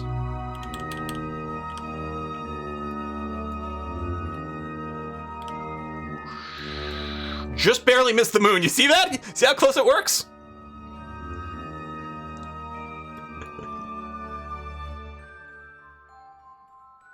All right. Now, we are in orbit of the sun now. So our calculations for maneuvers will work from that context. And this is going to be fine. So what we're going to do here, even though it would have been more optimal to do the escape burn in exactly the right way to rendezvous the first time, if we're eyeballing it, which I'm pretty sure is how NASA does it. I'm pretty sure they just eyeball things. There's Duna. It is set as our target. There we go. So now, like, our orbit would reach Duna, but our closest approach wouldn't be good. When we're here, so that's no good. So we have to do some maneuvering that is not quite so optimal to get the rendezvous to work out, because we didn't do this at exactly the right time. But if we burn a little bit sideways and shift our orbit... There we go. Now we get a very close rendezvous. Can I do it with less delta V? That's not actually shrinking the delta V requirement, which is kind of surprising to me.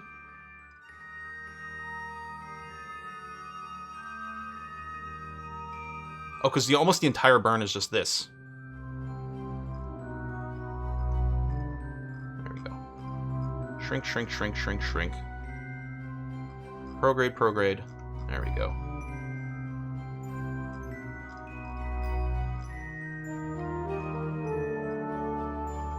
There we go. I mean, we have tons of delta V.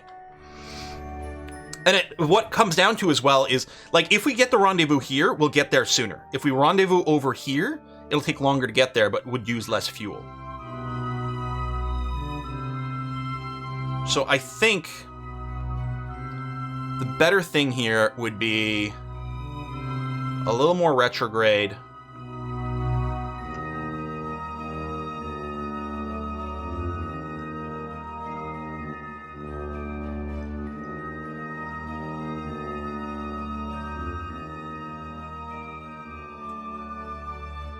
Yeah, if we just burn later...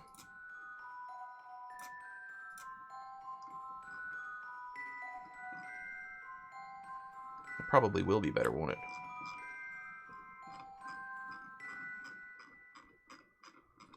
But yeah, we're having to do a pretty inefficient burn.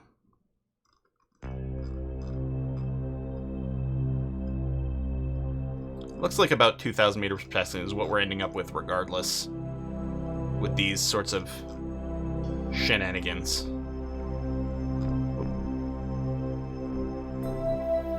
There you go.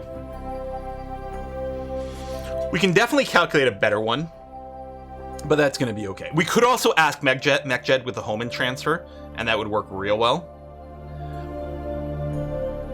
That's 270 days. I could drag this around. This is not going to change the burn amount, but we'll rendezvous a little sooner. Oh, we're getting the... Hold on. Getting the wrong thing highlighted here. 300 days for that. We get there only with prograde burns? Yes, as long as we burned at the right time. I'd like it if I could save the maneuver and then try a different one without having to retweak everything. But yeah, we tried different places to do the prograde burn, and somewhere along the way it would do it. And probably more fuel efficient, but we wouldn't get there quite as soon.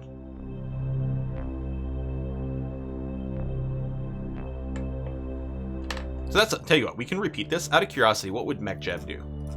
To see how close we got.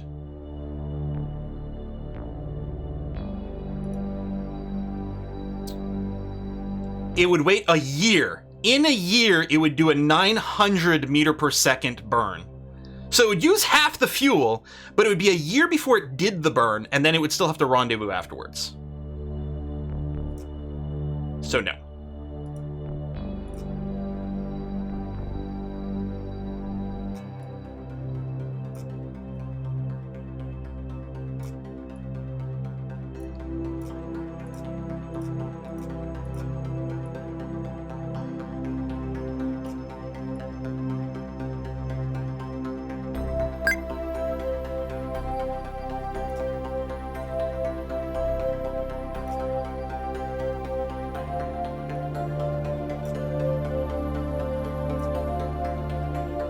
I don't think it's as efficient as my last one.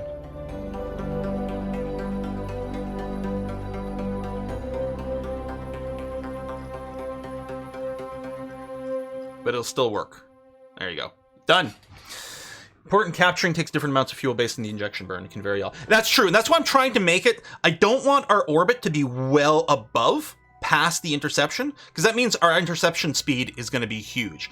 I want our apoapsis here to be quite close to the Duna's line, if at all possible, because that will make it cheaper. Oh, that's actually quite good. We don't actually get an interception there because the line doesn't turn purple. There we go. We do this, then we'll come, and our apoapsis will be basically correct for Duna, and it should make it cheaper to do the capture. So we're going to go and do this maneuver here. So in 39 days, apparently, we're going to do this maneuver. That's the wrong collision. I don't know what you're talking about.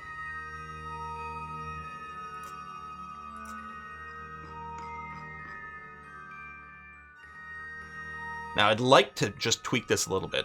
Oh, it looked wonky, okay. I'd like to tweak this a little bit so that it would be closer in the first move, but there's a good chance there's just going to be a tiny little bit of noise that changes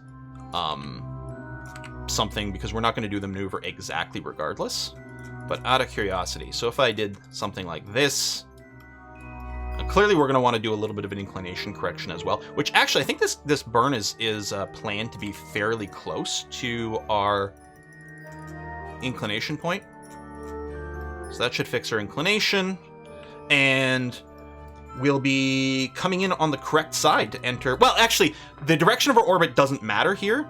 In fact, hold on, we want to get into a polar orbit, because we're doing ScanSat stuff. Let's just leave this.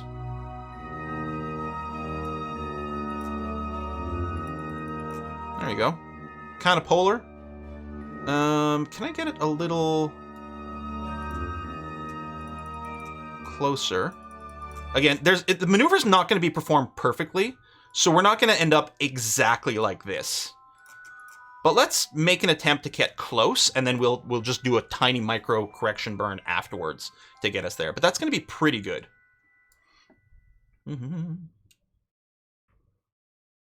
Okay. Quick save. Face the maneuver node.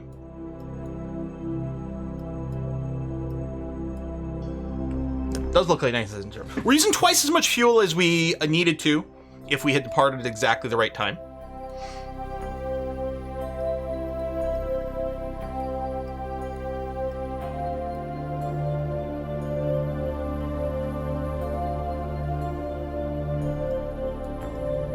Can I start building a space station? Technically, we have one in Minmus. I mean, our rover is now in orbit. It's basically a space station, and we can add more components to it, and we probably will.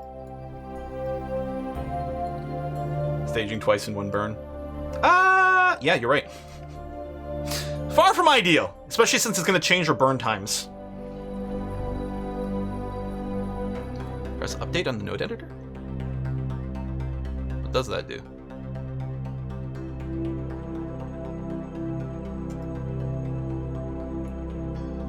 Looks like we're fine.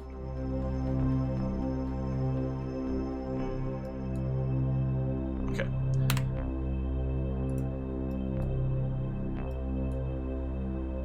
I don't know what that does. Maybe if I change the maneuver manually, then I would have to hit that. Certainly looks like our current maneuver is going to be fine. There you go. Face, time warp for 39 days.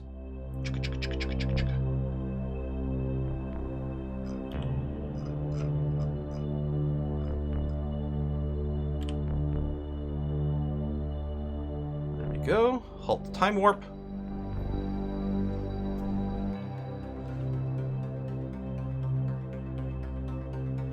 Been to Duna before? Yeah, we stranded a Kerbal there for like 10 years.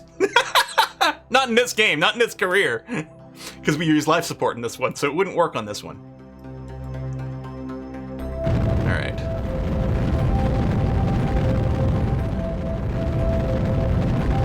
I don't have it set to auto stage, so I'm gonna have to do that on my own. And ignite. Good.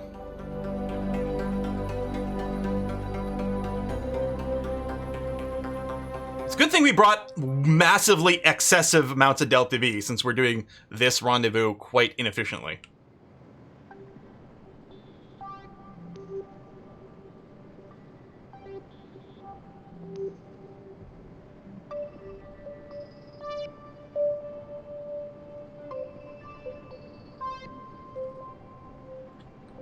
In hindsight, what I should have done is offset these by 45 degrees. Again, I don't think it matters. I'm pretty sure this solar panel... Oh no, its sun exposure is 0? They do shadow each other? Oh shit, then yeah, I should have offset this 45 degrees. I didn't think they shadowed each other. Which is only going to matter when we're facing the sun. When the sun's to the side, then the solar panels are all going to work fine, but wow. Thought that last time too. Oh, you're right. We do need delta V to orbit. We should have plenty to orbit. Push comes to shove, I suppose we could do a little aero braking into an orbit. That's risky as hell.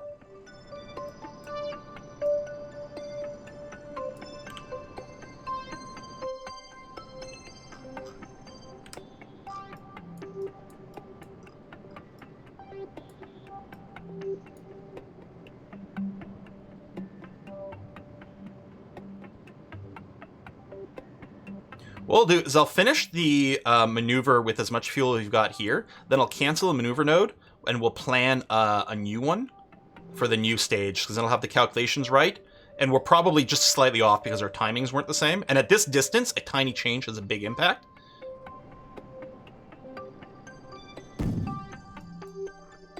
All right. Yeah, abort node execution. Do stay facing the node for whatever that's worth. Kill the throttle. Stage. Light this engine. And at this point, actually, I guess I can still focus. View. Yeah. So if we complete the maneuver as is, we're still going to end up like this.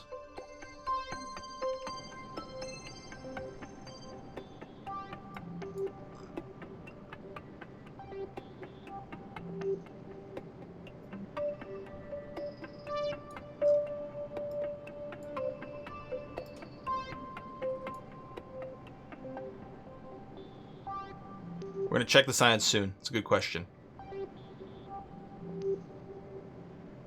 And there it is.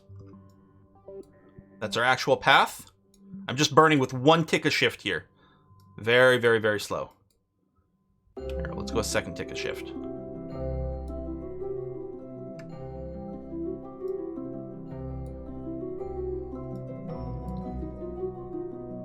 All right.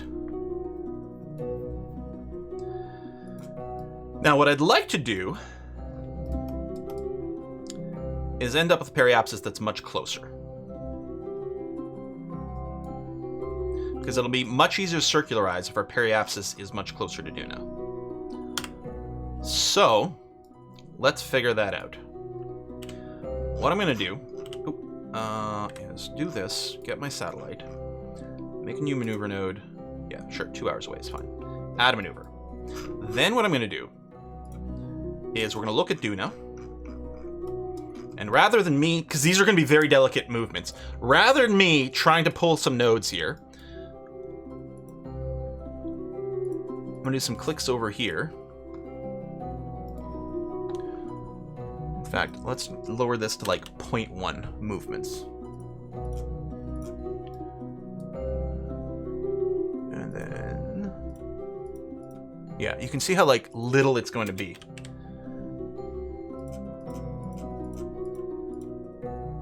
Okay, that's a little low. We actually want 300. There you go. 300 kilometers polar orbit. We do a burn that's 2.2 meter per second corrective burn to end up in a polar orbit at 300 kilometers, which is exactly what we want. I'm going to tell it to execute this node. And what's nice, MechJeb will do like we could change the thrust limiter. MechJeb does that kind of on its own when it's trying to execute these nodes. It will do like 0.01% thrust. 2.2 meters per second, so expensive. Yeah, and the amount of change that we're getting out of it. And the thing is, it's very likely if we like accidentally rotate our ship or something, because the physics in Kerbal can be a little bit wonky, a slight change in our center of mass might change where our orbit is.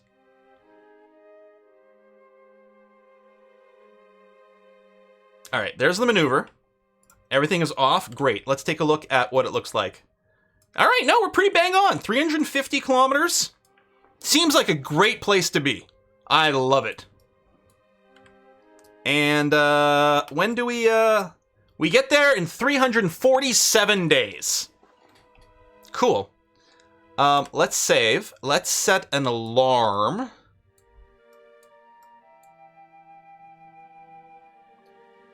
How do I actually click that alarm clock?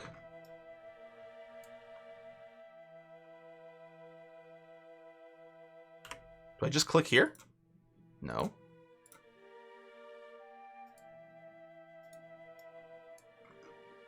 How much delta V for orbiting? I don't know. We actually could plan the next maneuver now. You know what? Now that you mention it. If I focus here...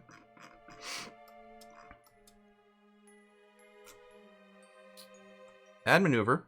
We'll just click on the clock in the top left. Okay. I mean, I also have Kerbal alarm clock. But I was thinking about maybe using the built-in one. I'll probably set both alarms. Okay, so 463 meters per second does put us in N orbit. We're going to want a circular one. Which... There we go. That's pretty circular at about 700 meters per second delta V. We'll do that. So we're going to have tons left for additional repositioning if we want to do some funky stuff later on. So if I click this... Okay, now I see alarms. But how do I actually set the alarm? Presumably this is the built-in Kerbal alarm system. Like, I see a little alarm clock, but I can't... Oh, wait! This time I was able to do it. Why can't I do it before? Oh, now I can. Although that's the alarm clock mod one. No, wait, maybe that... No, this is the built-in alarm.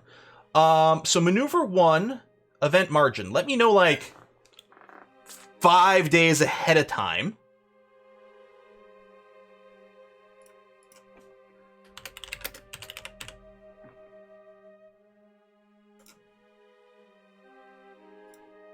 There you go.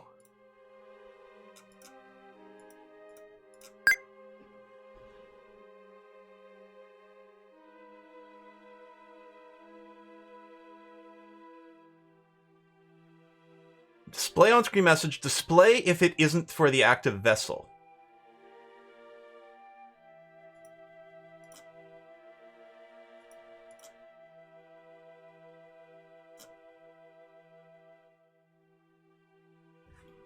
Actually, what built in? Yeah, I don't have maneuver lock.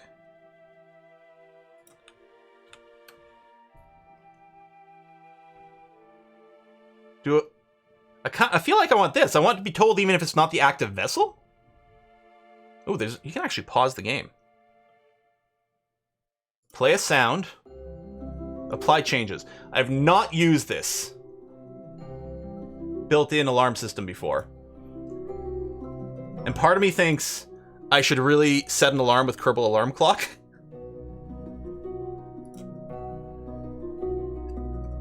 Like, give me an alarm for the next maneuver, please. Just in case. We're gonna have a redundancy. Okay, cool. So we're gonna get back to this in a while.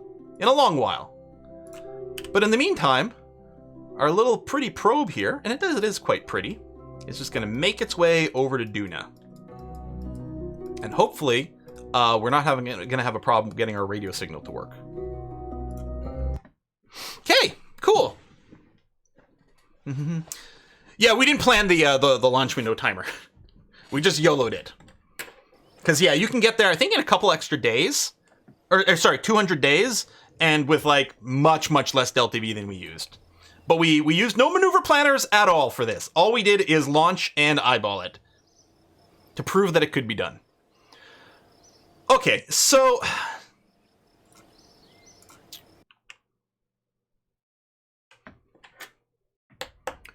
the Y-Bella should have some science waiting for us.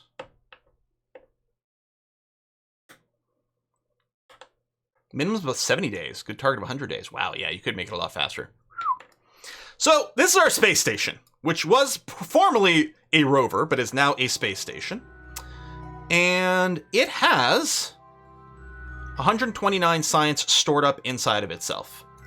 Oh yeah, the science per day goes down because it's based on... Oh yeah, and I could have maybe sent some science as well on the other thing. We're going to go and take a look. Because it's based on how much science is stored affects the rate at which things process. Yeah, it doesn't really have any science it could do. Now, I can transmit what we've got. It's draining our power? Yeah, I was going to say probably.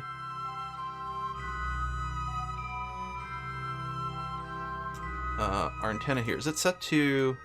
Oh, maybe I can't change the setting while it's transmitting. Does it say, yeah, it's going to do the running out of power thing, which is annoying. Oh, no, where's the... Oh, there it is. I'm going to get rid of the require complete. We're going to time warp, and there's a funky thing you can do here. So when you're time warping, like the electricity is simulated. I can also theoretically turn for maybe more solar exposure. That's not actually what's required here. But in theory, we'll get a little more solar exposure that way. Time warp to fill this up. The antenna transmits data in real time, as opposed to game time. So if you transmit science, and then warp... Oh no, it used to. That's annoying. It used to. You used to be able to time warp, and the antenna wouldn't transmit as quickly, but your electric charge would go. And that was fixed, which is annoying. Because the thing is, we're still fine over here, because what's happening here is it's doing the partial transfer over and over again, but it's kind of annoying. You know what I'll do? I'm going to stop research, because that eats a lot of power. And we'll just try to get the send done. There you go. Data complete. That was awkward as heck, though. Why? It's too bad that was fixed. Because, like, there should be an option to just be like, listen, let's just downrate the antenna. Instead of sending, like, a block of packets every second, send one every 100 seconds. So we'll use 1/100th of power, and then we won't exceed anything, and it'll all work. And yeah, this thing just needs more batteries to be able to send that burst. Not so much, I mean, more solar panels wouldn't be bad either, but mostly it needs more batteries to handle the burst transmission. But there you go, so we got some more science waiting for us at home, and this thing still has plenty of food ready to go. Yeah, I was a little worried about the Kerbals freezing, but they weren't actually going to be out of power very long. Just get a VPN to sponsor this vid. for control over the data, I like it. Or you're allowed to select a schedule. Oh, that would be cool, a scheduled data transmit, yeah. So you got a bit extra. I do kind of like the idea of thinking about ways to upgrade this to a proper station. So there's logistics, there's heat management, but yeah, we have hydroponics and recycling tech. I don't know how these work. And we only have 13 minutes left, so we're not going to launch another mission. But let's consider what it would look like to do a mission to our Minmus station. It could even be unmanned, right? It could just be a little resupply probe.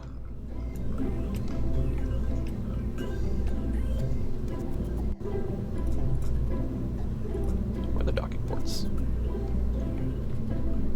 It's not under coupling? Oh, no, they are there. Clampatron.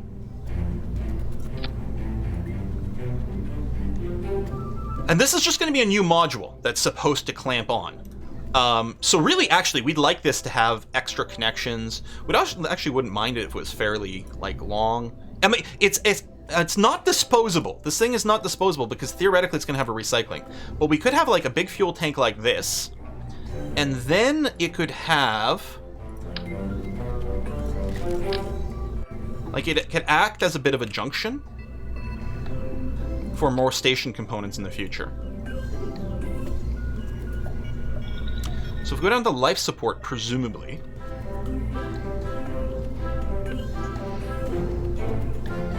Oh my god, there's so many things. There you go, water purifier. What are these actually attached to? It feels like the old UKS kind of days. This must attach to...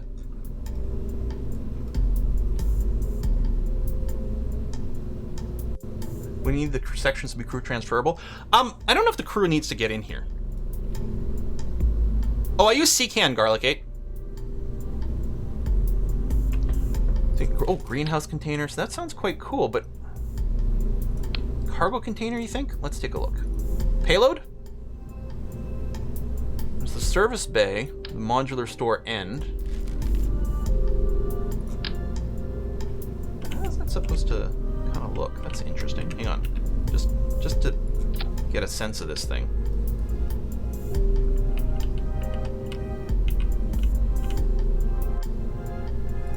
None of that is actually useful for this. Okay. Like a service bay or something else? think it goes in here? Row 2, column 2, 3. Oh, this! You're probably right. Okay, sizing's a little different. Yeah. Yeah, that's exactly where this is. Okay, cool. Thank you. Okay, carbon dioxide. Carbon extractor. Supports container, allows the recycling of carbon dioxide into oxygen. Not suitable for Kerbals with sensitive nose. So, oxygen regenerator.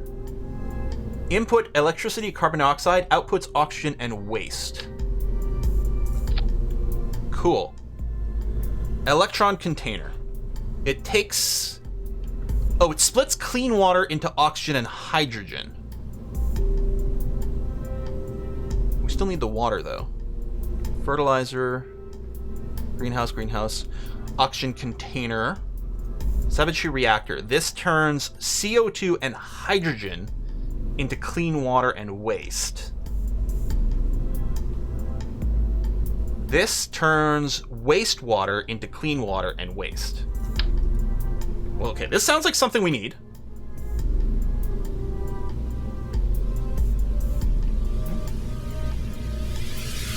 Oh. There we go. What is this one? Glycerol. Oh, this is for freezing our Kerbals. Okay, so we can clean water, we can clean CO2. I don't think we have anything to recycle the waste currently. We might just literally not have that tech. Actually, doesn't this need hydrogen? No.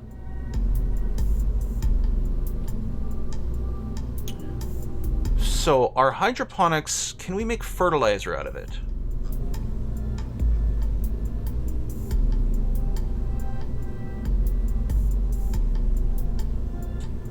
CO2 and hydrogen.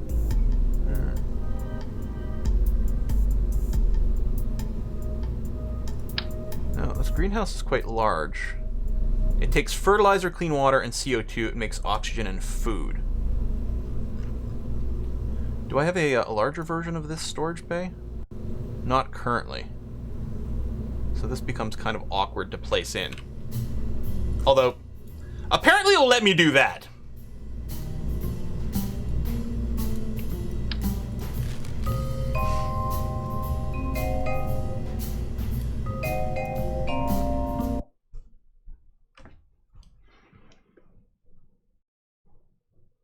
Just gonna check my science. I don't think we've got enough to, well, we've got 300.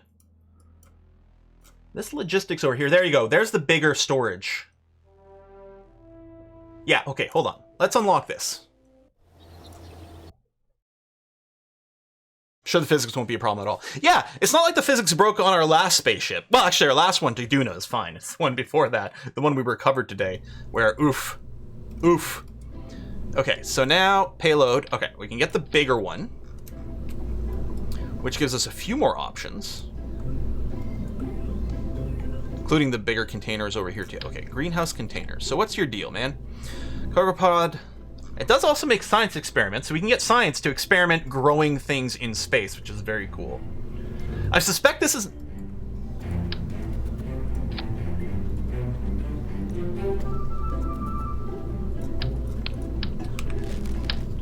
I suspect this isn't enough to actually keep them fed indefinitely, because this is not a massive greenhouse, you know? But could maybe extend the life of things. And the other thing we can do is just like throw in a bunch of extra supplies in general. I don't know if they have a generic... So this brings fertilizer with us. Food is even more delicious when the fertilizer comes from this container.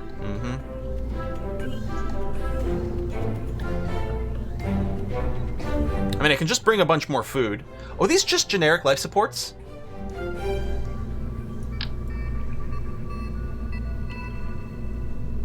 Oh yeah, I need to... Not like that.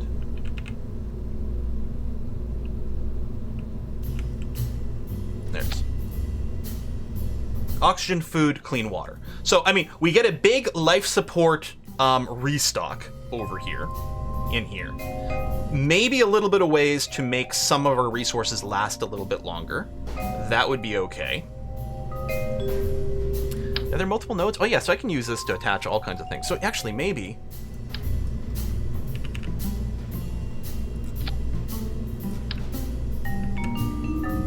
There we go, we can do this. Let's get rid of that. I gotta say, the visuals on this component look great, though. I really like that.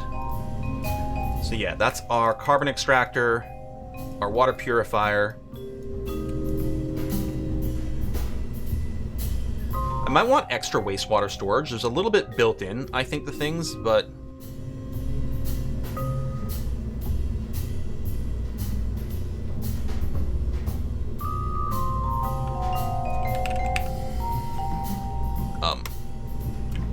Well, I know waste is a word. It's right here. Oi. Wastewater container, small. And maybe an extra CO2. I mean, this probably comes filled with CO2, which isn't really what we're looking for. I mean, I guess we could just pack it, or we could empty it. All right, Quill, figure this out. You can do this. Nope. There it is. Okay, no, it is empty. And that's empty. Okay, good. So no wastewater, no this. But it'll give us a way to, like, cycle things through around. And normal waste. Well, we don't have anything that we can do with normal waste right now. Because we have things that are producing the waste, but we don't have anything we can do with it yet. So I think that's still going to get ditched until we get more life support tech. I think that's going to be the plan.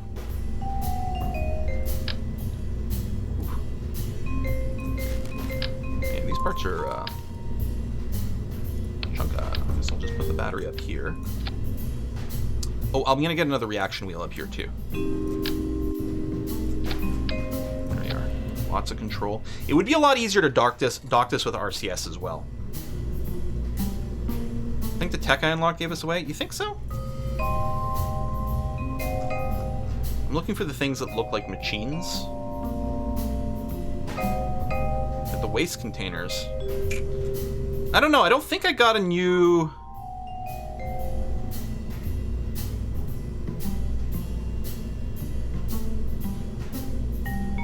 Yeah, I don't think so. Safety lights near the docking port. Yeah, it's a good call. Good call. Safety first.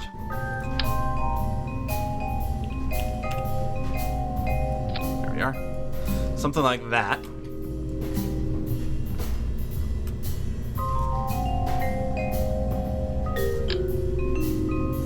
That's a big RCS tank. Although, it then becomes part of the whole base. And we can replenish some other things from that. That's not the worst idea in the universe.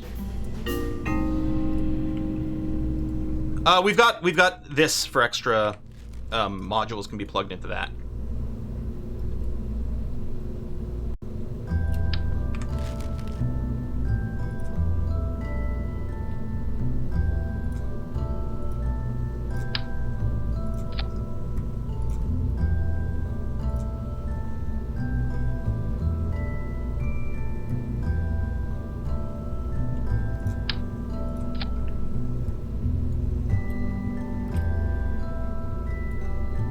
Yeah, it would be a good idea, I think, to throw some RCS in here.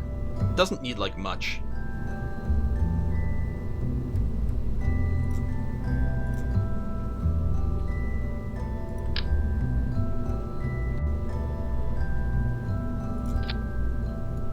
Looks cool. Want more, like, greebling. And then I guess it's under command and control.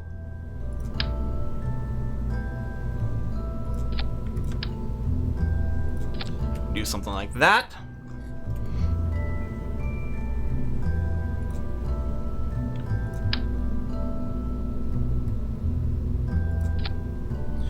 Now, the big question mark is for solar panels on this. I mean, we've got these, which are going to be good. I think we'd still want some deployable ones, but I think later we'd want to retract them so they're not in the way of anything else docking. So that's what I think I'm going to do, is I'm going to add retractable solar panels back here, so we can close them again if they get in the way of our ship docking stuff. So I think this is the plan. Can I, like, shroud this? No, apparently not. Thought that might be like deployable doors to open and close here. And yeah, later on, like, we'll add a full solar module. This is just for, like, managing this while it's in flight.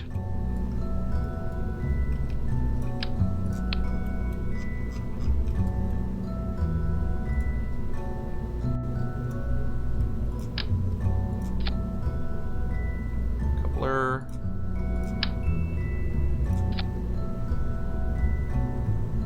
Doesn't need much of a shroud here. Oops. That is not what I meant to do. Wanted to snap.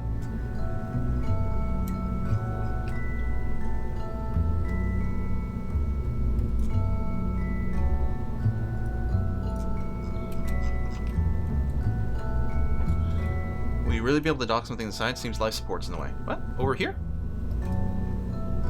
You think? I suppose there's a small chance. You're right, this sticks out a little bit. I could build little extendos, but the other thing I can do is just take this and move it up sort of like that. And that should work. I mean, I'm doing this like for small modules. It's not necessarily going to be like a central structural thing right now. And I feel like eventually all this that's on here is going to become obsolete, so we'll disconnect this and then just drop it. This is, I think, what's going to happen in the long run.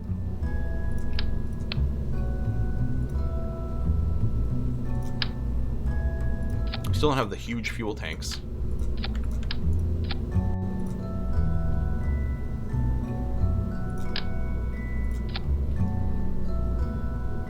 Ooh, that is not enough surface for the rust ratio. It's close.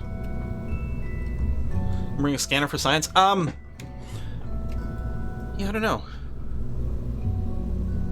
I don't know if there's much for us to gain from that.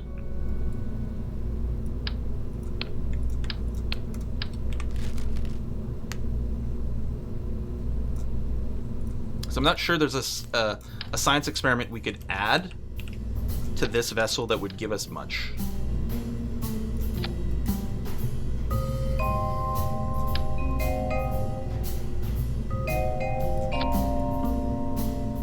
I'm not certain though.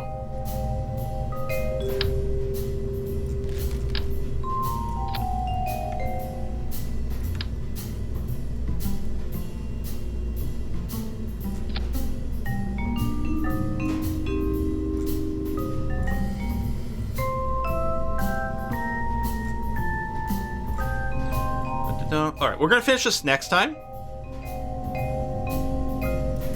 But this is gonna be lots of Delta V, lots of thrust. Like this. 8,000 Delta V? Alright, that is actually, even for me, that's overkill.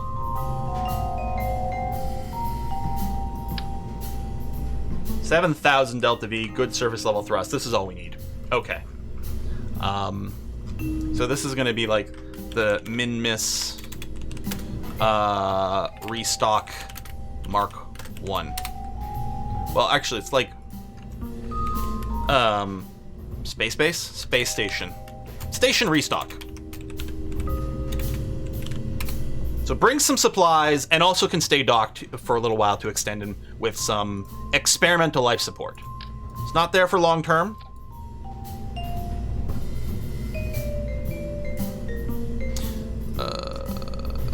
What am I looking for? Structural. That's what I'm looking for. I was on the right thing earlier. Start some stuff up.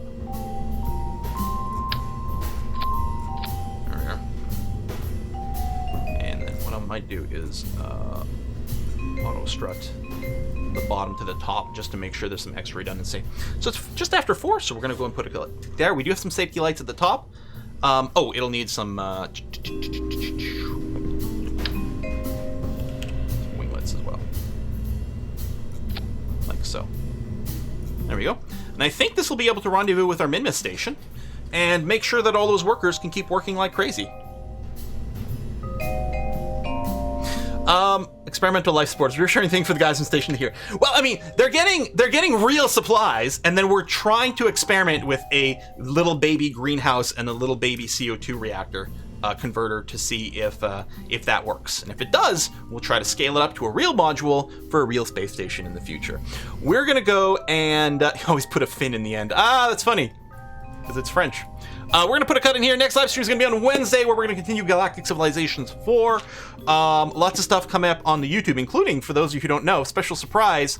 After the Civ 6 run as the Kree finishes, Civ 4 is coming back to the channel. I've already started recording. I'm very excited for it. I'm having a ton of fun. Looking forward to it. Let's raid a Kiss for Luck, and I'm going to see you guys on Wednesday for Galactic Civilization. Bye-bye, everyone.